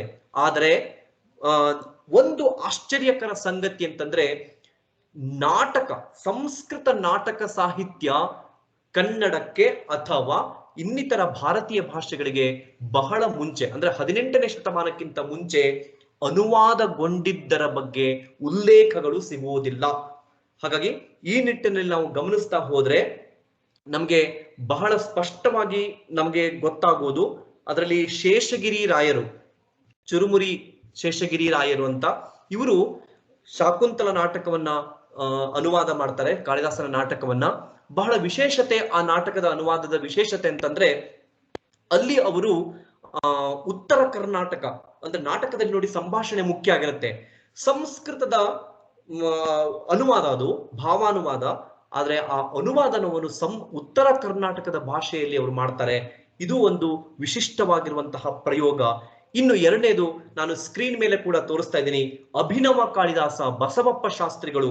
ಇವರು ಮೈಸೂರು, ನೋಡಿ ಇದರ ಬಹಳ ವಿಶೇಷತೆ ಏನಂತಂದ್ರೆ, ನಾನು ಆಗಲೇ ಹೇಳಿದ ಹಾಗೇನೆ 18ನೇ ಶತಮಾನಕ್ಕಿಂತ ಮುಂಚೆ ಯಾವೆಲ್ಲ ರಾಜ ಮನೆತನಗಳು ನಮ್ಮ ದೇಶದಲ್ಲಿ, ಅದರಲ್ಲೂ ನಮ್ಮ ರಾಜ್ಯವನ್ನ ಆಳ್ವಿಕೆ ನಡೆಸ್ತಾ ಇದ್ವೋ ಅವರೆಲ್ಲರೂ ಕೂಡ ಸಾಹಿತ್ಯದಲ್ಲಿ ಆಸಕ್ತಿಯನ್ನು ವಹಿಸಿದ್ರು ಕೂಡ ನಾಟಕಗಳ ಅನುವಾದ ಕಾರ್ಯ ನಡೆದಿರಲಿಲ್ಲ. ಆದ್ರೆ ಮೈಸೂರು ಒಡೆಯರು ಇದರ ಬಗ್ಗೆ ಸಾಕಷ್ಟು ಆಸ್ಥೆಯನ್ನ ತೋರಿಸ್ತಾರೆ, ರಂಗ ಪ್ರಯೋಗಗಳನ್ನ ಮಾಡಿಸ್ತಾರೆ. ನೋಡಿ, ಈ ನಾನಾಗ್ಲೇ ಹೇಳಿದಾಗನೆ ಶೇಷಗಿರಿ ರಾಯರು ಚುರುಮುರಿಯವರು ಮಾಡಿದ್ದಿರ್ಬೋದು, ಅಥವಾ ಬಸವಪ್ಪ ಶಾಸ್ತ್ರಿಗಳು ಸಂಸ್ಕೃತದಿಂದ ಕನ್ನಡಕ್ಕೆ ಅನುವಾದ ಮಾಡಿರುವಂತಹ ನಾಟಕಗಳು ಪ್ರಯೋಗದ ದೃಷ್ಟಿಯಿಂದ ಮಾಡಿದ್ದು. ಆಗಾಗಲೇ ನಮ್ಮ ರಾಜ್ಯದಲ್ಲಿ ಅಥವಾ ನಮ್ಮ ದೇಶದ ಬೇರೆ ಬೇರೆ ಭಾಗಗಳಲ್ಲಿ ಈ ಕಂಪನಿ ನಾಟಕಗಳು, ನಮಗೆಲ್ಲ ಅರಿವಿದೆ, ಕಂಪನಿ ನಾಟಕಗಳು ಅದರ ಒಂದು ಕಾಲ ಆಗಾಗಲೇ ಶುರುವಾಗಿತ್ತು. ರಂಗಭೂಮಿಯಲ್ಲಿ ನಾನಾ ಬಗೆಯ ಹೊಸ ಹೊಸ ಪ್ರಯೋಗಗಳು ನಡೀತಾ ಇತ್ತು. ವಿಶೇಷವಾಗಿ ಶೇಕ್ಸ್ಪಿಯರ್ನ ನಾಟಕಗಳು, ಬೇರೆ ಬೇರೆ ಪಾಶ್ಚಿಮಾತ್ಯ ನಾಟಕಗಳು, ಗ್ರೀಕ್ ನಾಟಕಗಳ ಅನುವಾದ ಕಾರ್ಯವೂ ಕೂಡ ಮೈಸೂರು ಒಡೆಯರ ಸಮಯದಲ್ಲಿ, ಮೈಸೂರು ಒಡೆಯರ ಆಳ್ವಿಕೆಯ ಸಮಯದಲ್ಲಿ ಕನ್ನಡಕ್ಕೆ ಆಯಿತು. ಬಹಳ ವಿಶೇಷ ಹೆಗ್ಗಳಿಕೆ ಅಂತಂದ್ರೆ, ಕಾಳಿದಾಸನ ನಾಟಕಗಳು ಕೂಡ ಬಸವಪ್ಪ ಶಾಸ್ತ್ರಿಗಳು, ನಾನು ಆಗ್ಲೇ ಹೇಳಿದೆ, ಶೇಷಗಿರಿ ರಾಯರು ಬಸವಪ್ಪ ಶಾಸ್ತ್ರಿಗಳಿಗಿಂತಲೂ ಕೂಡ ಮುಂಚೆಯೇ ಉತ್ತರ ಕರ್ನಾಟಕ ಭಾಷೆಯಲ್ಲಿ ಕಾಳಿದಾಸನ ಕೃತಿನ ತರ್ಜುಮೆ ಮಾಡ್ತಾರೆ. ಆದರೂ ಕೂಡ ನಾವು ಅಭಿನವ ಕಾಳಿದಾಸ ಅಂತ ಬಸವಪ್ಪ ಶಾಸ್ತ್ರಿಗಳಿಗೆ ಹೇಳ್ತೀವಿ. ಯಾಕೆ ಅಂತಂದ್ರೆ ಅದು ಸರ್ವಶ್ರೇಷ್ಠತೆಗೆ ಒಳಗಾಗುವಂತಹ ಕೃತಿ ಯಾಕಾಗತ್ತೆ ಅಂತಂದ್ರೆ, ಆ ಅನುವಾದ ಮಾಡುವಂತಹ ಶೈಲಿ ಇದೆಯಲ್ಲ, ಶಾಸ್ತ್ರೀಯತೆಗೆ ಹೆಚ್ಚು ಒತ್ತನ್ನ ಕೊಟ್ಟು ಬಸವಪ್ಪ ಶಾಸ್ತ್ರಿಗಳು ಇದನ್ನ ಅನುವಾದ ಮಾಡ್ತಾರೆ. ಅಂದ್ರೆ ನೋಡಿ, ಭಾಷಾಂತರ ಅಂದ ತಕ್ಷಣ ಕವಿಗೆ ಸ್ವಾತಂತ್ರ್ಯ ಇಲ್ಲ ಅಂತಲ್ಲ, ಅವನು ಕೂಡ ತನ್ನ ನೇಟಿವಿಟಿಗೆ ಹೇಗೆ ಬೇಕೋ ಅದನ್ನ ಬಳಸ್ಕೊಳ್ಬೇಕು ನಿಜ. ಆದ್ರೆ ಮೂಲದಲ್ಲಿ ಇರುವಂತಹ ಶಾಸ್ತ್ರೀಯತೆಗೆ ಭಂಗ ಬರಬಾರದು. ಆ ರೀತಿಯಲ್ಲಿ ಇದನ್ನ ಕನ್ನಡಕ್ಕೆ ಅನುವಾದ ಮಾಡಿದ್ದು ಬಸವಪ್ಪ ಶಾಸ್ತ್ರಿಗಳು ಅಂತ ಅದು ನಮ್ಗೆ ಗೊತ್ತಾಗುತ್ತೆ. ಕರ್ನಾಟಕ ಶಾಕುಂತಲಂ ಅಂತ ಅದರ ಹೆಸರಾಗಿತ್ತು. ಇದನ್ನ ಶಾಕುಂತಲಂ ನಾಟ್ಯ ಮಂಡಳಿ ಅಂತ ಆಗಿನ ಕಾಲದಲ್ಲಿ ಇದ್ದಂತಹದ್ದು. ಆವಾಗ ಅದನ್ನ ಮುಮ್ಮಡಿ ಕೃಷ್ಣರಾಜ ಒಡೆಯರು ಇದನ್ನ ಬರೆಸ್ತಾರೆ ಅನ್ನೋದು ಗೊತ್ತಾಗತ್ತೆ. ಇವರು ಬಾಲ್ಯದಿಂದಲೂ ಕೂಡ ವಿದ್ವಾಂಸರಾಗಿದ್ದಂಥವ್ರು, ಅಲ್ಪ ಆಯಸ್ಸನ್ನ ಹೊಂದಿದ್ರು ಕೂಡ ತಮಗೆ ಇರುವಂತಹ ಕಡಿಮೆ ಒಂದು ಆಯಸ್ಸಿನಲ್ಲಿ ಬಸವಪ್ಪ ಶಾಸ್ತ್ರಿಗಳು ಅನೇಕ ಅನರ್ಘ್ಯ ಕೃತಿಗಳನ್ನ ಕನ್ನಡಕ್ಕೆ ತರ್ತಾರೆ.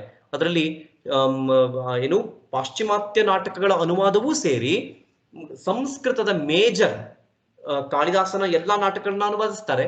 ಅದರ ಜೊತೆಗೆ ಬಸವಪ್ಪ ಶಾಸ್ತ್ರಿಗಳು ಇನ್ನೊಂದು ಬಹಳ ಮುಖ್ಯವಾಗಿ ಏನು ಶೂದ್ರಕನ ಮೃಚ್ಛಕಟಿಕ ಇರ್ಬೋದು ಅಥವಾ ಬೇರೆ ಬೇರೆ ಕವಿಗಳ ನಾಟಕಗಳನ್ನ, ಅದಕ್ಕೆ ಯಕ್ಷಗಾನ ಮತ್ತು ಬಯಲಾಟ ಅನ್ನುವಂತಹ ಕೃತಿಯಲ್ಲಿ ಡಾಕ್ಟರ್ ಶಿವರಾಮ ಕಾರಂತರು ಹೇಳ್ತಾರೆ, ಈ ಅಭಿನವ ಕಾಳಿದಾಸ ಬಸವಪ್ಪ ಶಾಸ್ತ್ರಿಯಿಂದಾಗಿ ಕನ್ನಡಕ್ಕೆ ಸಂಸ್ಕೃತದ ಎಲ್ಲಾ ನಾಟಕಗಳು ಸಿಕ್ತು ಅಂತ ಘಂಟಾಘೋಷವಾಗಿ ಹೇಳ್ತಾರೆ. ಆದ್ರೆ ಇನ್ನೊಂದು ಬಹಳ ಮುಖ್ಯ ಅಂತಂದ್ರೆ ಭಾಸರ ನಾಟಕಗಳು ಈ ಬಸವಪ್ಪ ಶಾಸ್ತ್ರಿಗಳ ಕಾಲದಲ್ಲಿ ಉಪಲಬ್ಧ ಇರಲಿಲ್ಲ.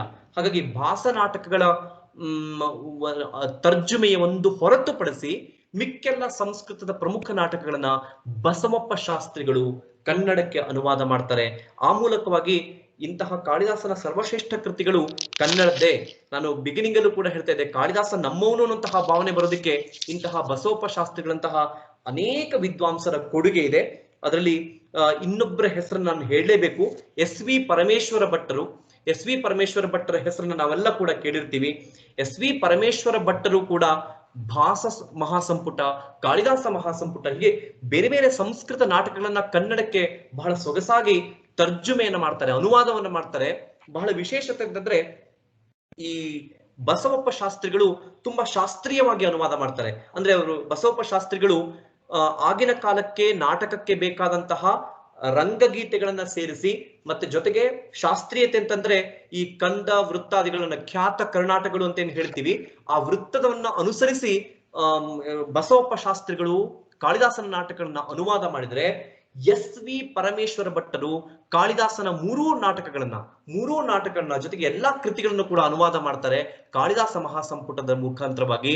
ಅದರಲ್ಲಿ ಅವರು ಸರಳ ಕನ್ನಡದಲ್ಲಿ, ಅತ್ಯಂತ ಸರಳ ಕನ್ನಡದಲ್ಲಿ ಅದನ್ನ ಪ್ರಯೋಗದ ದೃಷ್ಟಿಯನ್ನ ಇರಿಸಿಕೊಂಡು ಅದನ್ನ ಮಾಡುವಂತಹ ಒಂದು ದೊಡ್ಡ ಕೆಲಸವನ್ನ ಎಸ್ ವಿ ಪರಮೇಶ್ವರ ಭಟ್ಟರು ಕೂಡ ಮಾಡ್ತಾರೆ. ಹಾಗಾಗಿ ಕಾಳಿದಾಸನ ನಾಟಕಗಳು ಪ್ರಯೋಗದ ದೃಷ್ಟಿಯಿಂದ ಕಾಳಿದಾಸ ಬರದಾಗ್ಲೂ ಇತ್ತು, ಅದನ್ನ ತರ್ಜುಮೆ ಮಾಡಿದಾಗ ಕನ್ನಡದಲ್ಲೂ ಕೂಡ.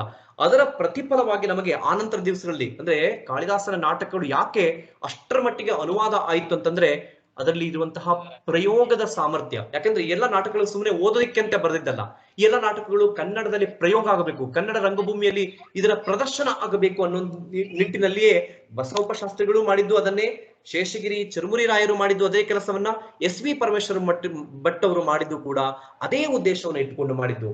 ಇದೇ ನಿಟ್ಟಿನಲ್ಲಿ ನಮ್ಗೆ ತುರುವೇಕೆರೆ ಬೇಟೆರಾಯ ದೀಕ್ಷಿತರು ಇರ್ಬೋದು, ಆಮೇಲೆ ಹೀಗೆ ಬೇರೆ ಬೇರೆ ನಮ್ಗೆ ಲೇಖಕರು ಸಿಗ್ತಾರೆ. ಆ ನಂತರದಲ್ಲಿ ಕೆ ಕೃಷ್ಣಮೂರ್ತಿ ಅವರು ಕೂಡ ಕಾಳಿದಾಸನ ನಾಟಕಗಳು, ನನಗೆ ಪ್ರಾತಸ್ಮರಣೀಯರಾಗಿರುವಂತವರು ಕೆ ಕೃಷ್ಣಮೂರ್ತಿ ಅವರು, ನಮ್ಮ ಗುರುಗಳು ಕೆ ಕೃಷ್ಣಮೂರ್ತಿ ಅವರು, ಕೇರಳಾಪುರ ಕೃಷ್ಣಮೂರ್ತಿ ಅವರು ಕೂಡ ಅದ್ಭುತವಾದಂತಹ ಅನುವಾದವನ್ನ ಮಾಡ್ತಾರೆ. ಡಿ ವಿ ಗುಂಡಪ್ಪನವರು ಮಾಡ್ತಾರೆ, ವಿ ಸೀತಾರಾಮಯ್ಯನವರು ಮಾಡ್ತಾರೆ, ಹೀಗೆ ಬೇರೆ ಬೇರೆ. ಆಮೇಲೆ ಇನ್ನು ಕಾಳಿದಾಸನ ನಾಟಕಗಳ ಕುರಿತಂತೆ ವಿಮರ್ಶಾ ಗ್ರಂಥಗಳು, ಎಸ್ ವಿ ರಂಗಣ್ಣನವರ ವಿಮರ್ಶೆ ಇರ್ಬೋದು, ಹೀಗೆ ನಮಗೆ ಸಾಕಷ್ಟು ವಿಮರ್ಶಾ ಗ್ರಂಥಗಳು ಕೂಡ ಕನ್ನಡ ಸಾಹಿತ್ಯದಲ್ಲಿ ಕಾಳಿದಾಸನ ಬಗ್ಗೆ ಸಿಗತ್ತೆ. ಅಂತಂದ್ರೆ ಕಾಳಿದಾಸನಿಗಿರುವಂತಹ ವ್ಯಾಪ್ತಿ ಎಷ್ಟೆಲ್ಲ ದೊಡ್ಡದಿದೆಯಲ್ಲ, ಕಾಳಿದಾಸನ ಬಗ್ಗೆ ಮಾತನಾಡ್ತಾ ಹೋದ್ರೆ ನಮಗೆ ಸಮಯವೇ ಗೊತ್ತಾಗೋದಿಲ್ಲ. ಅಷ್ಟು ವಿಷಯ ಸಂಗತಿಗಳು, ಒಂದೊಂದು ಆಂಗಲ್, ಒಂದೊಂದು ದೃಷ್ಟಿಕೋನವನ್ನು ಇಟ್ಕೊಂಡು ಇಡೀ ದಿವಸ ಚರ್ಚೆ ಮಾಡುವ ಹಾಗೆ ಕಾಳಿದಾಸ ವಿಷಯ ವಸ್ತುವನ್ನ ಕೊಟ್ಟು ಹೋಗಿದ್ದಾನೆ. ಅವೆಲ್ಲವನ್ನ ಯಥಾವತ್ತಾಗಿ ನಮಗೆ ಕನ್ನಡಕ್ಕೆ ಅನುವಾದಿಸಿಕೊಟ್ಟವರು. ನನಗೆ ನಿನ್ನೆ ಒಬ್ರು ಸಾಹಿತ್ಯ ಮಿತ್ರರು ಇದೇ ವಿಷಯ ಬಗ್ಗೆ ಮಾತನಾಡ್ತಾ ಇರಬೇಕಾದ್ರೆ, ನಾವು ಕಾಳಿದಾಸರನ್ನ ತಿಳ್ಕೊಳ್ಳೋದಿಕ್ಕೆ ಹೇಗೆ ನಾವು ಪ್ರಯತ್ನ ಮಾಡಬಹುದು ಅಂತಂದ್ರೆ, ನಮ್ಗೆ ಸಂಸ್ಕೃತವೇ ಬರಬೇಕಾಗಿಲ್ಲ. ಕಾಳಿದಾಸನನ್ನ ತಿಳ್ಕೊಳ್ಳೋದಿಕ್ಕೆ ನಾವು ಎಸ್ ವಿ ಪರಮೇಶ್ವರ ಭಟ್ಟರ ಈ ಅನುವಾದಗಳನ್ನ ಓದಿದ್ರೆ ಸಾಕು, ಅಥವಾ ಡಿ ವಿ ಜಿ ಅವರು ಬರೆದಿರುವಂತಹ ಅನುವಾದ ಓದಿದ್ರೆ ಸಾಕು, ಬಸವಪ್ಪ ಶಾಸ್ತ್ರಿಗಳ ಅನುವಾದವನ್ನು ಓದಿದ್ರೆ ಸಾಕು. ಯಥಾವತ್ತಾಗಿ ಕಾಳಿದಾಸ ಹೇಗೆ ಬರೆದಿದ್ದಾನೆ ಅದನ್ನ ಕನ್ನಡದಲ್ಲಿ ಹೇಳುವಂತಹ ಕೆಲಸವನ್ನು ಮಾಡಿದ್ದಾರೆ. ಹಾಗಾಗಿ ಕಾಳಿದಾಸ ನಮಗೆ ಕನ್ನಡಿಗನೇ ಆಗಿ ಕಾಣಿಸ್ತಾನೆ. ಇವರೆಲ್ಲರ ಮಹತ್ ಕಾರ್ಯದಿಂದಾಗಿ ನಮಗೆ ಕಾಳಿದಾಸ ನಮಗೆ ಕನ್ನಡಿಗನಾಗಿ ಕಂಡರೂ ಕೂಡ ತಪ್ಪಿಲ್ಲ ಅನ್ನುವಂಥದ್ದನ್ನ ಹೇಳ್ತೀನಿ. ಸೊ ಹೀಗೆ ನಾವು ಕಾಳಿದಾಸನ ಬಗ್ಗೆ ಅನುಸಂಧಾನ ಮಾಡ್ತಾ ಹೋದ್ರೆ ಸಾಕಷ್ಟು ವಿಚಾರಗಳು ಬರುತ್ತೆ. ಆದ್ರೆ ಕಾಲದ ಮಿತಿ ನನಗೆ ಅರಿವಿದೆ. ಈಗಾಗಲೇ ನಾನು ಸಾಕಷ್ಟು ಸಮಯ ತೆಗೆದುಕೊಂಡೆ, ಕ್ಷಮೆ ಇರಲಿ. ನಿಮ್ಮೆಲ್ಲರ ಸಹನೆಗೆ ನಾನು ಶರಣು ಅಂತ ಹೇಳ್ತೀನಿ. ಬಹುಶಃ ನನ್ನ ಸಮಯ ಹೋಗಿದೆ ಅಂತ ಅನ್ಕೊಳ್ತೀನಿ. ಯಾಕಂದ್ರೆ ಈಗಾಗಲೇ ಸುಮಾರು ಹೊತ್ತಾಯ್ತು, ಇನ್ನೊಂದು 5 ನಿಮಿಷ ಮಾತ್ರ ಸಮಯಾವಕಾಶ ಇದೆ. ಅದು ನನಗೆ ಪ್ರಶ್ನೋತ್ತರಕ್ಕೂ ಕೂಡ ನನಗೆ ಅಲ್ಲಿ ಕೊಟ್ಟಿದ್ದಾರೆ. ಹಾಗಾಗಿ ನಾನು ಇಲ್ಲಿಗೆ ನಾನು ಇದನ್ನ ವಿರಮಿಸಬೇಕಾದಂತಹ ಅನಿವಾರ್ಯತೆ ಇದೆ ಅಂತ ನನಗೆ ಅನಿಸ್ತಾ ಇದೆ. ಬಹುಶಃ ನನಗೆ ಇಷ್ಟೊತ್ತಿನವರೆಗೆ ಮಾತನಾಡಲಿಕ್ಕೆ ಅನುವು ಮಾಡಿಕೊಟ್ಟಂತಹ ಕಾರ್ಯಕ್ರಮದ ಮಂಡ್ಯ ಡಯಟ್ನ ಪ್ರಾಚಾರ್ಯರು ಮತ್ತೆ ನಮ್ಮ ಆತ್ಮೀಯರು ಭಾನುಕುಮಾರ್ ಸರ್ ಅವರು ಮತ್ತೆ ಎಲ್ಲ ಶಿಕ್ಷಕ ವರ್ಗದವರಿಗೆ ನಾನು ಹೃತ್ಪೂರ್ವಕವಾದಂತಹ ವಂದನೆಗಳನ್ನು ತಿಳಿಸ್ತಾ, ಎಲ್ಲ ಸಹೃದಯರು, ಎಲ್ಲ ಶಿಕ್ಷಕ ಬಂಧುಗಳು ನೀವಿದ್ದೀರಿ, ನಿಮ್ಗೆಲ್ಲರಿಗೂ ಕೂಡ ನನ್ನ ಅನಂತ ವಂದನೆಯನ್ನು ಹೇಳ್ತಾ, ನನ್ನ ಮತಿ ಅಲ್ಪವಾಗಿರುವಂತದ್ದು, ಅದಕ್ಕೆ ತೋಚಿದ್ದನ್ನ ನಾನು ನಿಮಗೆ ತಿಳಿಸ್ಕೊಡುವಂತಹ ಪ್ರಯತ್ನವನ್ನು ಮಾಡಿದ್ದೀನಿ. ನಮ್ಮ ಸಾಂಗತ್ಯ ಅಂದ್ರೆ ಕಥಮಪಿ ಪುಣ್ಯೇನ ಹಿ ಭವತಿ, ನಮ್ಮಲ್ಲಿ ಹೇಳ್ತಾರೆ ಪುಣ್ಯದಿಂದಲೇ ಹೀಗೆ ಸಜ್ಜನರ ಸಂಗಮ ಆಗತ್ತೆ ಅಂತ.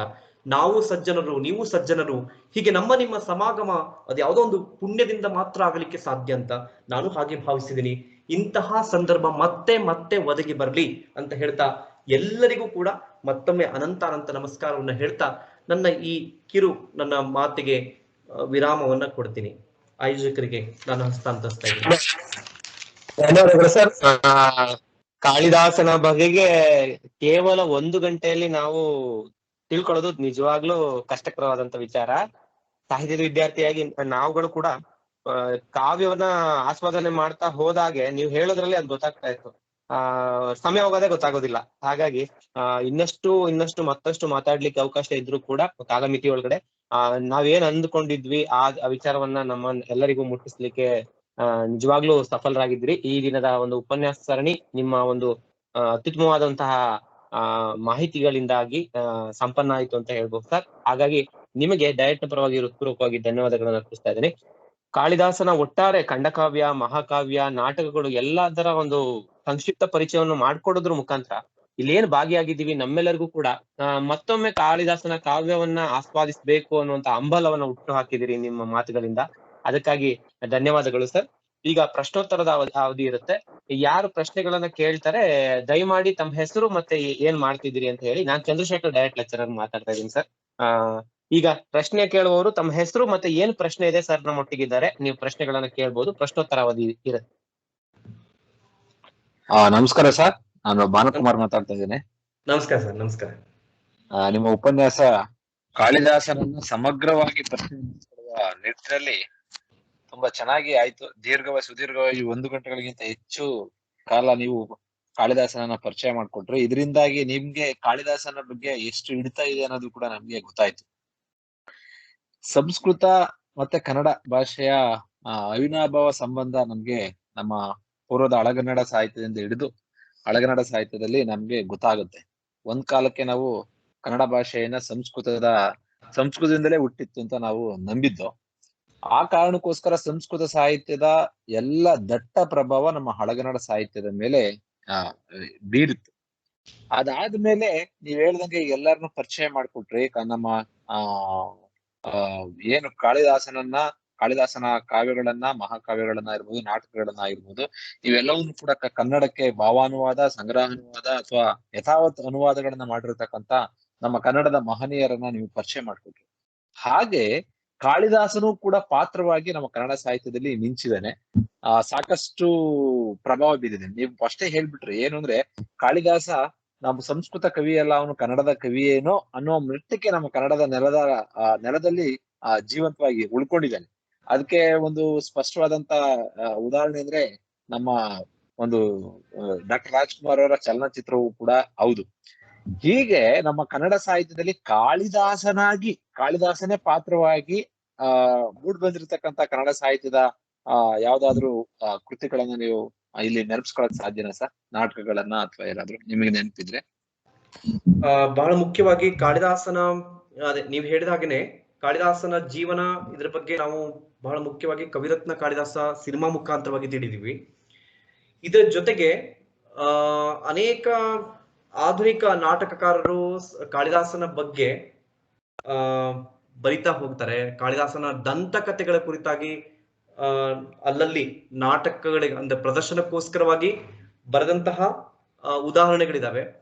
ಬಹಳ ಮುಖ್ಯವಾಗಿ ನನಗೆ ಗೊತ್ತಿರುವ ಹಾಗೆ ಕಾಳಿದಾಸನ ಜೀವನ ಅಂದ್ರೆ ಅವನ ಬಗ್ಗೆ ಇರುವಂತಹ ದಂತಕಥೆಗಳಿಗೆ ಈ ಪುರಾವೆ ಇಲ್ಲ. ಆದ್ರೂ ಕೂಡ ಅದನ್ನ ಸಾಹಿತ್ಯದಲ್ಲಿ ಹಿಡಿದಿಡುವಂತಹ ಕೆಲಸವನ್ನ ಅನೇಕ ಕೃತಿಗಳು ಮಾಡುತ್ತೆ.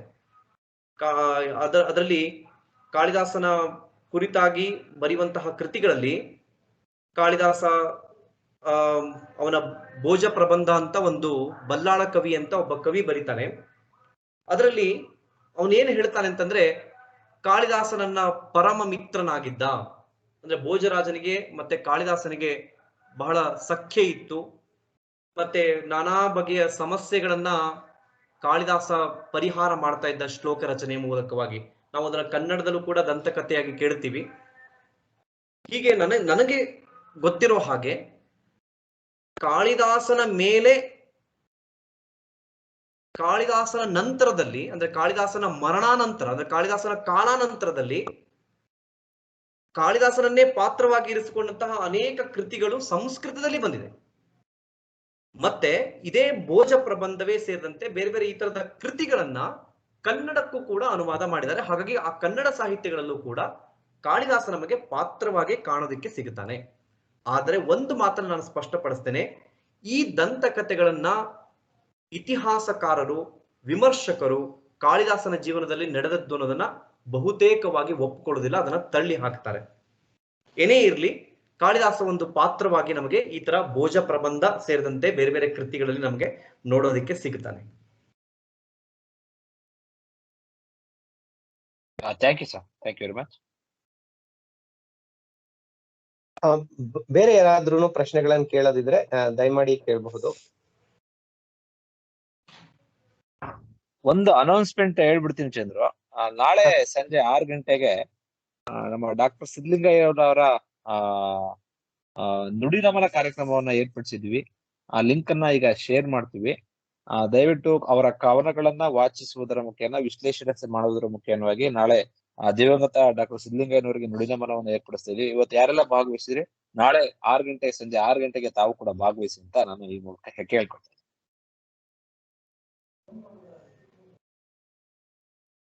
ಪ್ರಶಾಂತ್, ಡಯಟ್ ಪ್ರಶಾಂತ್ ಮಂಡ್ಯ ಅದು ಮೈಸೂರು ಇದ್ರೆ ನೀವು ಬರೆದಿರುವಂತ ಒಂದು ಏನು ಕವನ ಇದೆ ಅದನ್ನು ವಾಚಿಸಬಹುದಾ ಪ್ರಶಾಂತ್?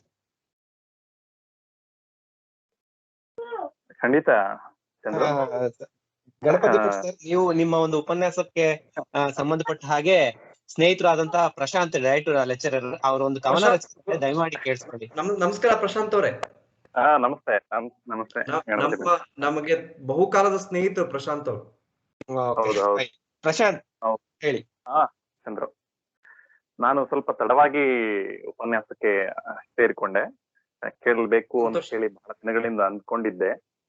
ನನ್ನ ಸ್ನೇಹಿತರು, ನಾನು ಸುವರ್ಣ ನ್ಯೂಸ್ ನಲ್ಲಿದ್ದಾಗ ನನ್ನ ಜೊತೆಗೆ ಇದ್ದಂತಹ ಸ್ನೇಹಿತರು ತುಂಬಾ ಅತ್ಯುತ್ತಮವಾದಂತಹ ಕಾಳಿದಾಸನ ಒಂದು ಇಡೀ ಚಿತ್ರಣವನ್ನ ಸಾಕಷ್ಟು ಕೃತಿಗಳ ಮೂಲಕ ನಮಗೆ ಕಟ್ಟಿಕೊಟ್ಟಂತಹವರು. ಕೇಳ್ತಾ ಕೇಳ್ತಾನೆ ಹಾಗೆ ನನಗೆ ಅನಿಸ್ತು. ಒಂದ್ 4 ಸಾಲುಗಳನ್ನ ಗೀಚಿದೆ. ಹೋಮ ಕಾಳಿದಾಸಸ್ಯ ಸ್ಪಷ್ಟತ ಗಣಪತಿ ಭಟ್ಟಸ್ಯ ಅಂತ. ಅದು ತಪ್ಪು ಸರಿನಾ ಗೊತ್ತಿಲ್ಲ ನನಗೆ. ಯಾಕೆಂದ್ರೆ ನಮ್ ಗಣಪತಿ ಭಟ್ ಅವರ ಮಾತುಗಳನ್ನ ಕೇಳ್ತಿದ್ರೆ ಆ ಸ್ಪಷ್ಟತೆ, ಸ್ವಲ್ಪ ದಿನ ನಿರೂಪಕರಾಗಿಯೂ ಸಹ ನಮ್ಮ ಸುವರ್ಣ ನ್ಯೂಸ್ ನಲ್ಲಿ ಕೆಲಸ ಮಾಡಿದ್ರು ಆರಂಭದ ದಿನಗಳಲ್ಲಿ. ಅದೆಲ್ಲ ನೆನಪಿಗೆ ಬಂತು ನನಗೆ. ಹಾಗಾಗಿ ಸ್ಪಷ್ಟತ ಗಣಪತಿ ಭಟ್ಟಸ್ಯ ಅಂತ ಹೇಳಿ, ಮಾಳವಿಕಾಗ್ನಿ ಮಿತ್ರ ದುಂಗುರವೆ ಸುಖಾಂತ್ಯದಂಕದಲ್ಲಿ ಪ್ರೀತಿ ಪ್ರೇಮದ ಔನ್ನತ್ಯ ಸಾರಿದ, ಇದು ನಿತ್ಯ ಸತ್ಯ. ಅಭಿಜ್ಞಾನ ಶಾಕುಂತಲೆ ಕೇಳುತ್ತಲೇ ನ ಕುಂತಲೆ ಸೌಂದರ್ಯೋಪಾಸನೆ ನಾ ಉಪಮಾ ಪ್ರಾಸ ದಾಸನೆ. ವಾಗಾರ್ಥವೆಮಗೆ ರಕ್ಷೆ ವೀಕ್ಷೆ ಭಿಕ್ಷೆ, ಕುಮಾರ ಸಂಭವ ಅದು ಕವಿತ್ವದ ಕಕ್ಷೆ. ಒಮ್ಮೊಮ್ಮೆ ನಾ ಅಚೇತನವೆನೆ ಮೇಘಧೂತ, ನನ್ನೊಂದಿಗೆ ನನಗೆ ಅದು ಚೈತನ್ಯ. ನಮಗೂ ಒಂದೊಂದ್ಸಾರಿ ಮೇಘದೂತ ಸ್ನೇಹಿತನ ಆಗ್ತಾನೆ. ಆ ಸಂದರ್ಭಕ್ಕೆ ನನ್ಗೆ ಅನ್ಸಿದ್ದು, ಒಮ್ಮೊಮ್ಮೆ ನಾ ಅಚೇತನವೇನೆ ಮೇಘದೂತ, ನನ್ನೊಂದಿಗೆ ನನಗೆ ಅದು ಚೈತನ್ಯ. ಒಟ್ಟಾರೆ ಇಷ್ಟೆಲ್ಲ ಕೃತಿಗಳು, ನಮ್ಮ ಸನಾತನ ಕೃತಿಗಳು, ಇವುಗಳನ್ನೆಲ್ಲ ಗಮನಿಸಿದಾಗ ನನಗೆ ಅನ್ಸುವಂತದ್ದು, ಸನಾತನ ಎಂದೂ ಸಂಸ್ಕೃತಿ ಸಿಂಚನ, ಸತ್ಕೃತಿ ರೋಮಾಂಚನ, ಉಳಿಸಿರೆ ಧರೆ, ಅಳಿಸಿರೆ ಹೊರೆ. ಉಳಿಸ್ಕೊಂಡು ಹೋಗ್ಬೇಕು ನಾವ್ ಇದನ್ನ. ಅವುಗಳನ್ನೆಲ್ಲ ಮತ್ತೆ ಮತ್ತೆ ಸ್ಮರಿಸ್ಕೊಳ್ತಿರ್ಬೇಕು ಅನ್ನೋ ಹಿನ್ನೆಲೆಯಲ್ಲಿ ಒಂದೆರಡು ಸಾಲುಗಳನ್ನ ಗೀಚಿದೆ. ಗೊತ್ತಿಲ್ಲ ಅದು ಅರ್ಥ ಅವುಗಳು ಹೇಗಿದೆ ಅಂತ ಹೇಳಿ ಆ ಸಾಲುಗಳ ಮೂಲಕ ನನ್ನ ಸ್ನೇಹಿತರಿಗೆ, ಇವತ್ತಿನ ಉಪನ್ಯಾಸವನ್ನು ನೀಡಿದಂತಹ ನಮ್ಮ ಸ್ನೇಹಿತರಿಗೆ ನನ್ನ ಹೃತ್ಪೂರ್ವಕ ಧನ್ಯವಾದಗಳನ್ನ ತಿಳಿಸ್ತಾ, ಈ ಆಯೋಜನೆಯ ಮೂಲಕ ಅವಕಾಶವನ್ನು ಕೊಟ್ಟಂತಹ ಮಂಡ್ಯ ಡಯಟ್ ಅವ್ರಿಗೂ ಸಹ ಅಭಿನಂದನೆಗಳನ್ನ ಸಲ್ಲಿಸ್ತೀನಿ. Thank you so much. Thank you Prashant, ನಿಜವಾಗ್ಲೂ ಅದ್ಭುತ ರಚನೆ, ನಿಜವಾಗ್ಲೂ ಆಶು ಕವಿತ್ವ ನಿಮ್ದು ಖುಷಿ. Thank you. ಬೇರೆ ಯಾರಾದ್ರೂ ಪ್ರಶ್ನೆಗಳನ್ನ ಕೇಳೋದಿದ್ರೆ ದಯಮಾಡಿ ಕೇಳಿ. ಪ್ರಶ್ನೆಗಳು ನಮಸ್ತೆ ಮೇಡಮ್, ಮಾತನಾಡಿ. ಸರ್, ನಾನು ಭಾಗ್ಯಲಕ್ಷ್ಮಿ ಅಂತ ಮೈಸೂರು ಡಯಟ್ ನಲ್ಲಿ ಉಪನ್ಯಾಸಕಿ. ಬನ್ನಿ ಮಾತಾಡಿ. ಕಾಳಿದಾಸನ ಬಿಗ್ ಫ್ಯಾನ್ ಕೂಡ ಹೌದು. ಸರ್, ಕಾಳಿದಾಸನ ಮೇಘದೂತಂ ಖಂಡಕಾವ್ಯದ ಬಗೆಗೆ ತಾವು ಆರಂಭಿಕ ನುಡಿಗಳಲ್ಲಿ ಕಾಲ್ಪನಿಕ ಕೃತಿ ಅದು ಅಂತ ಹೇಳಿದ್ರಿ.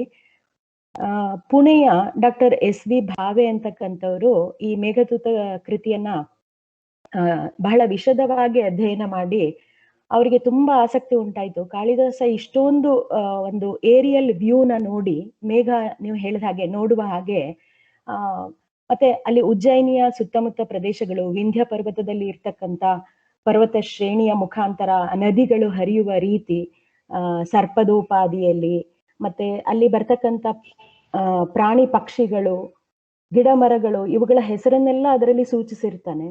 ಅದರ ಬಗ್ಗೆ ಅವರು ಒಂದು ವಿವರವಾದ ಅಧ್ಯಯನ ಮಾಡಬೇಕು ಅಂತ ಹೇಳಿ ಅವರೇ ಒಂದು ವೈಮಾನಿಕ ಯಾತ್ರೆಯನ್ನ ಕೈಗೊಂಡು ಪ್ರಬಂಧವನ್ನ ಮಂಡಿಸಿದ್ದಾರೆ. ಸೊ ಈ ದೃಷ್ಟಿಯಲ್ಲಿ ನೋಡಿದಾಗ ನಿಜವಾಗ್ಲೂ ಮೇಘದೂತ ಒಂದು ಕಾಲ್ಪನಿಕ ಕೃತಿಯೇ ಅನ್ನುವ ಪ್ರಶ್ನೆ ಮೂಡೋದು ಸಹಜ ಆಗುತ್ತೆ. ಇದ್ರ ಬಗ್ಗೆ ತಮ್ಮ ಅಭಿಪ್ರಾಯ ಏನು ಸರ್? ಖಂಡಿತ ತುಂಬಾ ಒಳ್ಳೆ ವಿಚಾರನೆ ನೀವು ಹೇಳಿದ್ರಿ. ಅಂದ್ರೆ ನನಗನ್ಸುತ್ತೆ, ಒಂದು ಕಾವ್ಯ ತೆಗೆದುಕೊಂಡಾಗ ಅದಕ್ಕೆ ಒಂದೇ ದೃಷ್ಟಿಕೋನ ಇರಲ್ಲ. ನೀವು ಹೇಳಿದ್ದು 100ಕ್ಕೆ 100ರಷ್ಟು ಸತ್ಯ. ನಾವು ಬೇರೆ ಬೇರೆ ದೃಷ್ಟಿಕೋನದಿಂದ ಒಂದು ಕಾವ್ಯವನ್ನ ನೋಡಿದಾಗ ಅದರಲ್ಲಿ ಸತ್ಯತೆ ಬೇರೆ ಬೇರೆ ರೀತಿಯಿಂದ ಗೊತ್ತಾಗುತ್ತೆ. ಕಾಲ್ಪನಿಕ ಅನ್ನೋದು ಸತ್ಯ ಯಾವತ್ತೂ ಆಗಲಿಕ್ಕೆ ಸಾಧ್ಯ ಇಲ್ಲ. ಕಲ್ಪನೆಯೇ. ಆದ್ರೆ ಆ ಕಲ್ಪನೆಯಲ್ಲೂ ಇರುವಂತಹ ಸತ್ಯತೆ, ಅದಕ್ಕೆ ನಾನು ಹೇಳಿದೆ, ಕಾಳಿದಾಸ ಸತ್ಯದಲ್ಲಿ ಸೌಂದರ್ಯವನ್ನ ಕಾಣಲಿಲ್ಲ, ಸೌಂದರ್ಯದಲ್ಲಿ ಸತ್ಯವನ್ನ ಕಂಡ. ಹಾಗಾಗಿ ಈ ಎಲ್ಲ ವರ್ಣನೆಗಳು ನೀವೇನು ಹೇಳಿದ್ರಿ, ಅವನು ಸೌಂದರ್ಯವಾಗಿ ಅದನ್ನು ವರ್ಣಿಸಿದ. ಹಾಗಾಗಿ ಆ ಸೌಂದರ್ಯದಲ್ಲಿ ಸತ್ಯತೆ ಅನ್ನೋದು ಏನು ಅಡಗಿದೆ, ಅದನ್ನ ನಾವು ವಿಮರ್ಶಾ ದೃಷ್ಟಿಯಿಂದ ನೋಡ್ತೀವಿ. ಹಾಗಾಗಿ ನೀವು ಹೇಳಿದಂತಹ ಮಾತನ್ನ ಖಂಡಿತ ಹೌದು, ಕಾಲ್ಪನಿಕ ಅಂತ ನಾವು ವಿಮರ್ಶಾ ದೃಷ್ಟಿಯಿಂದ ಇದೊಂದು ಕಾಲ್ಪನಿಕ ಕೃತಿ, ಇದು ನಡೆದಿದ್ದಲ್ಲ, ಒಬ್ಬ ಯಕ್ಷ ಮೋಡದ ಜೊತೆಗೆ ನೇರವಾಗಿ ಸಂವಾದ ಮಾಡೋದಕ್ಕೆ ಸಾಧ್ಯ ಇಲ್ಲ, ಅದು ಮಾಡಿಲ್ಲ, ಇತಿಹಾಸದಲ್ಲಿ ಎಲ್ಲೂ ಅದು ಪುಟಗಳಲ್ಲಿ ಎಲ್ಲೂ ಬರೆದಿಲ್ಲ, ಸುಳ್ಳು. ಆದ್ರೆ ಇನ್ನೊಂದು ದೃಷ್ಟಿಯಿಂದ ನಾವು ಕಾಲ್ಪನಿಕದಲ್ಲಿಯೂ ಆ ಸೌಂದರ್ಯ ಏನಿದೆಯಲ್ಲ, ಆ ಸೌಂದರ್ಯದಲ್ಲಿರುವಂತಹ ಸತ್ಯತೆ ಇದೆಯಲ್ಲ, ನಿಜಕ್ಕೂ ಕೂಡ ಹೌದು. ಕಾಳಿದಾಸ ಬಹುಶಃ ಈ ಕೃತಿಯನ್ನ ಬರಿಬೇಕಾದ್ರೆ ಒಂದು ಕಡೆಗೆ ಕೂತಂತೂ ಬರೆಯೋದಕ್ಕೆ ದೇವರನೇ ಸಾಧ್ಯ ಇಲ್ಲ. ಅವನು ದೇಶಾದ್ಯಂತ ಪರ್ಯಟನೆ ಮಾಡಿರ್ಬೋದು, ಎಲ್ಲೆಲ್ಲಿ ಅವನು ಸಾಧ್ಯತೆ ಇದೆಯೋ ಅಲ್ಲೆಲ್ಲ ಹೋಗಿ ನೋಡಿರ್ಬಹುದು. ಗೊತ್ತಿಲ್ಲ ಅವನು ಹೇಗೆ ಅದನ್ನ ಕಲ್ಪನೆ ಮಾಡ್ಕೊಂಡಂತ, ಆದ್ರೆ ಅವನ ಕಲ್ಪನೆಯಲ್ಲಿ ಸತ್ಯತೆ ಇರೋದಂತೂ ಸತ್ಯ. Thank you sir. ಖಂಡಿತ ಹೌದು. ಭಾವೆಯವರು ಇನ್ನೂ ಒಂದು ವಿಷಯ ಅಲ್ಲಿ ಮೆನ್ಷನ್ ಮಾಡ್ತಾರೆ ಸರ್. ಕಾಳಿದಾಸ ಮೋಡಗಳಿಗೆ ಇನ್ಸ್ಟ್ರಕ್ಷನ್ಸ್ ಕೊಡ್ತಾನಂತೆ, ನೀನು ಉಜ್ಜಯಿನಿಯ ಮುಖಾಂತರ ಹಾದು ಹೋಗ್ಬೇಕಾದ್ರೆ ದಯಮಾಡಿ ನಿನ್ನ ಆಲ್ಟಿಟ್ಯೂಡ್ ಅನ್ನ ಸ್ವಲ್ಪ ಮೇಲೆ ಮಾಡ್ಕೋ, ಉಜ್ಜಯಿನಿಯಲ್ಲಿ ಉಪ್ಪರಿಗೆ ಇರುವ ಮನೆಗಳು ಇದ್ದಾವೆ ಅಂತ. ಅಂದ್ರೆ ಮಲ್ಟಿ ಸ್ಟೋರಿಡ್ ಬಿಲ್ಡಿಂಗ್ ಗಳು ಆಗಿನ ಕಾಲದಲ್ಲೇ ಉಜ್ಜಯಿನಿಯಲ್ಲಿ ಇದ್ವು ಅನ್ನೋ ಮಾತನ್ನು ಕೂಡ ಅವರು ಹೇಳ್ತಾರೆ. ಬಟ್ ಅಲ್ಲಿ ಇನ್ನೊಂದು ವಿಷಯ ಬಹಳ ಸೊಗಸಾಗಿರುತ್ತೆ. ನಾನು ಆಗಲೇ ಅದು ಸಂದರ್ಭ ಅಲ್ಲ ಅಂತ ಹೇಳಲಿಲ್ಲ, ಆದ್ರೆ ನೀವು ಈಗ ಉಪ್ಪರಿಗೆ ಅಂತ ಹೇಳಿದಾಗ ನನಗೆ ಹೇಳಲೇಬೇಕಾದಂತ ಅನಿವಾರ್ಯತೆ ಇದೆ ಅಂತ ಅನಿಸ್ತು. ಅಲ್ಲಿ ಅವನು ಹೇಳ್ತಾನೆ, ಬಹಳ ಸೊಗಸಾಗಿ ಹೇಳ್ತಾನೆ, ನೀನು ಅಲ್ಲಿ ಹೋಗಬೇಕಾದ್ರೆ ಒಂದು ಕ್ಷಣ ಗುಡುಗುತ್ತೀಯಲ್ಲ, ಆ ಗುಡುಗದಾಗ ಉಜ್ಜಯಿನಿಯ ಯುವತಿಯರು ತಮ್ಮ ಬೆದರುಗಣ್ಣಿನಿಂದ ನಿನ್ನನ್ನು ನೋಡ್ತಾರೆ, ಆ ಕುಡಿ ನೋಟವನ್ನ ನೀನು ತಪ್ಪಿಸ್ಕೋಬೇಡ ಅಂತ ಹೇಳ್ತಾರೆ. ಅಂದ್ರೆ ನೋಡಿ, ಅಲ್ಲೂ ಸೌಂದರ್ಯ ಇದೆ. ಅಂದ್ರೆ ಆ ಉಜ್ಜಯಿನಿಯ ಯುವತಿಯರ ಸೌಂದರ್ಯ, ಅವರ ಆ ಕುಡಿಗಣ್ಣು, ಅದನ್ನ ಆಸ್ವಾದಿಸುವಂತಹ ರಸಿಕತನ ಇರೋದು ಕಾಳಿದಾಸನಲ್ಲಿ. ಅದನ್ನ ಅವನು ಯಕ್ಷನ ಮೂಲಕವಾಗಿ ಹೇಳ್ತಾ ಇದ್ದಾನೆ.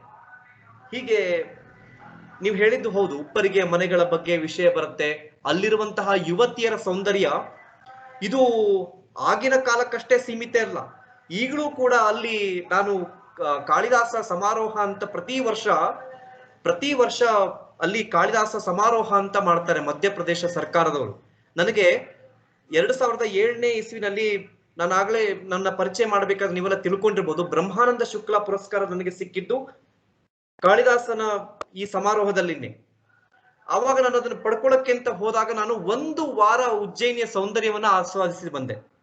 ಅವಾಗ ನಾನು ಅಂದುಕೊಳ್ತಾ ಇದ್ದೆ, ಕಾಳಿದಾಸ ಏನೆಲ್ಲವನ್ನ ವರ್ಣಿಸಿದಾನೆ ಆ ಮೇಘದೂತದಲ್ಲಿ ಅವೆಲ್ಲವೂ ಈಗಲೂ ಹಾಗೆ ಇದೆಯಲ್ಲ ಅಂತ. ಎಷ್ಟು ಚೆನ್ನಾಗಿರುವಂತಹ ಗಿಡ ಮರಗಳು, ಆಮೇಲೆ ಆ ಗಿಡ ಮರಗಳಲ್ಲಿ ಆ ಗಿಣಿಗಳು, ಯುವತಿಯರ ಸೌಂದರ್ಯ, ಅದೆಲ್ಲವೂ ಕೂಡ ಈಗಲೂ ಹಾಗೆ ಇದೆಯೇನೋ ಅನ್ನೋ ಹಾಗೆ ಭಾಸ ಆಗುವ ಹಾಗೆ ಉಜ್ಜಯಿನಿಯನ್ನ ಕಾಳಿದಾಸ ಕಟ್ಟಿಕೊಟ್ಟಿದ್ದಾನೆ. ಅದು ಈಗಲೂ ಕೂಡ ಹಾಗೆ ಇದೆ ಅನ್ನೋದ್ರಲ್ಲಿ ಆ ಸತ್ಯತೆ ನೀವು ಹೇಳಿದ್ರಲ್ಲ, ಕಾಲ್ಪನಿಕವಾದ್ರೂ ಕೂಡ ಅದರಲ್ಲೂ ಕೂಡ ಸತ್ಯತೆ ಇದೆ ಅನ್ನೋದು ನನಗೆ ಅರಿವಾಗಿದೆ. ಈ ಸತ್ಯಾನ್ವೇಷಣೆಯಿಂದ ಏನಾದ್ರೂ ಮತ್ತೊಂದು ಕಾವ್ಯ ಏನಾದ್ರೂ ಹೊರಹೊಮ್ಮದ ಗಣಪತಿ ಭಟ್ ಅವರಿಂದ ಅಂತ ನಮ್ಗೆ ಮುಂದಿನ ದಿನಗಳಲ್ಲಿ? ಖಂಡಿತ. ಆದ್ರೆ ನಿಮ್ಮ ರೀತಿಯ ಆಶು ಕವಿ ಅಲ್ಲ ನಾನು. ನೀವು ಬಹಳ ಸೊಗಸಾಗಿ ಆಶು ಕವನ ಬರೆದಿದ್ದೀರಿ, ನಮಗೆ ಆ ಕವಿತ್ವ ಸಿದ್ಧಿಸಿಲ್ಲ.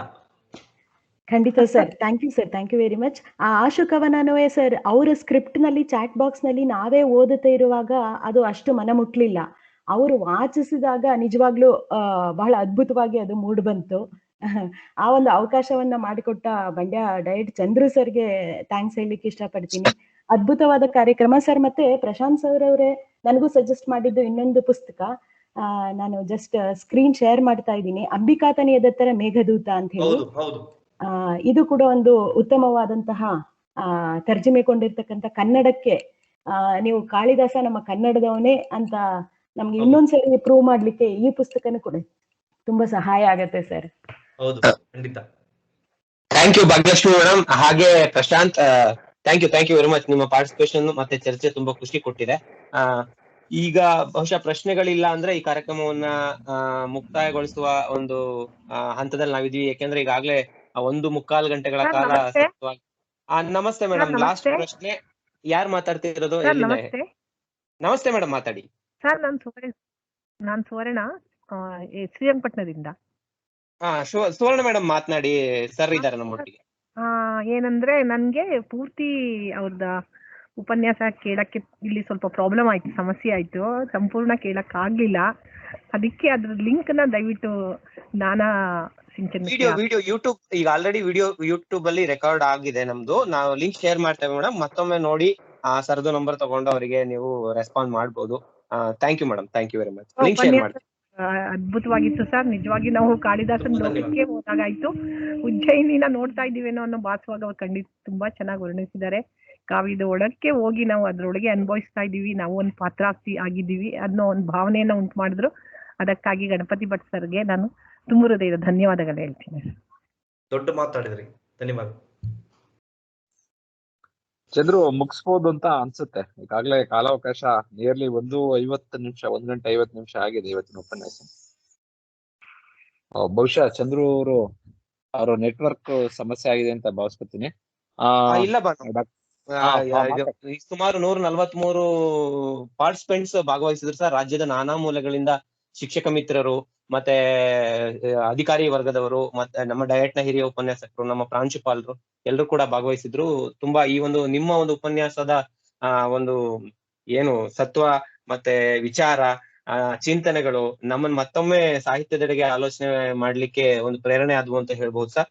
ತುಂಬಾ ಉತ್ತಮವಾದ ಕಾರ್ಯವನ್ನ ನಿರ್ವಹಿಸಿದ್ರಿ. ನಮ್ಮ ಪ್ರೀತಿಗೆ ಹೋಗೊಟ್ಟು ಈ ಕಾರ್ಯಕ್ರಮದಲ್ಲಿ ಇಷ್ಟು ಸವಿಸ್ತಾರವಾಗಿ ನೀವು ಕಾಳಿದಾಸನ ನಾಟಕಗಳ ಬಗ್ಗೆ ವಿಚಾರವನ್ನು ಹಂಚಿಕೊಂಡಿದ್ದು ತುಂಬಾ ಖುಷಿ ಆಯ್ತು. ಮುಂದಿನ ದಿನಗಳಲ್ಲೂ ನಮ್ಮೊಟ್ಟಿಗೆ ನೀವು ಈ ತರ ಉಪನ್ಯಾಸ ಸರಣಿಯಲ್ಲಿ ಭಾಗವಹಿಸಿ ಅಂತ ಮತ್ತೊಮ್ಮೆ ಕೇಳ್ಕೊಳ್ತಾ, ನಿಮಗೆ ಮಂಡ್ಯ ಡಯಟ್ ನ ಪರವಾಗಿ ಹಾಗೂ ಎಲ್ಲ ಪಾರ್ಟಿಸಿಪೆಂಟ್ಸ್ ಗಳ ಪರವಾಗಿ ಹೃತ್ಪೂರ್ವಕವಾಗಿ ಧನ್ಯವಾದಗಳನ್ನು ಅರ್ಪಿಸ್ತೇನೆ ಸರ್. Thank you.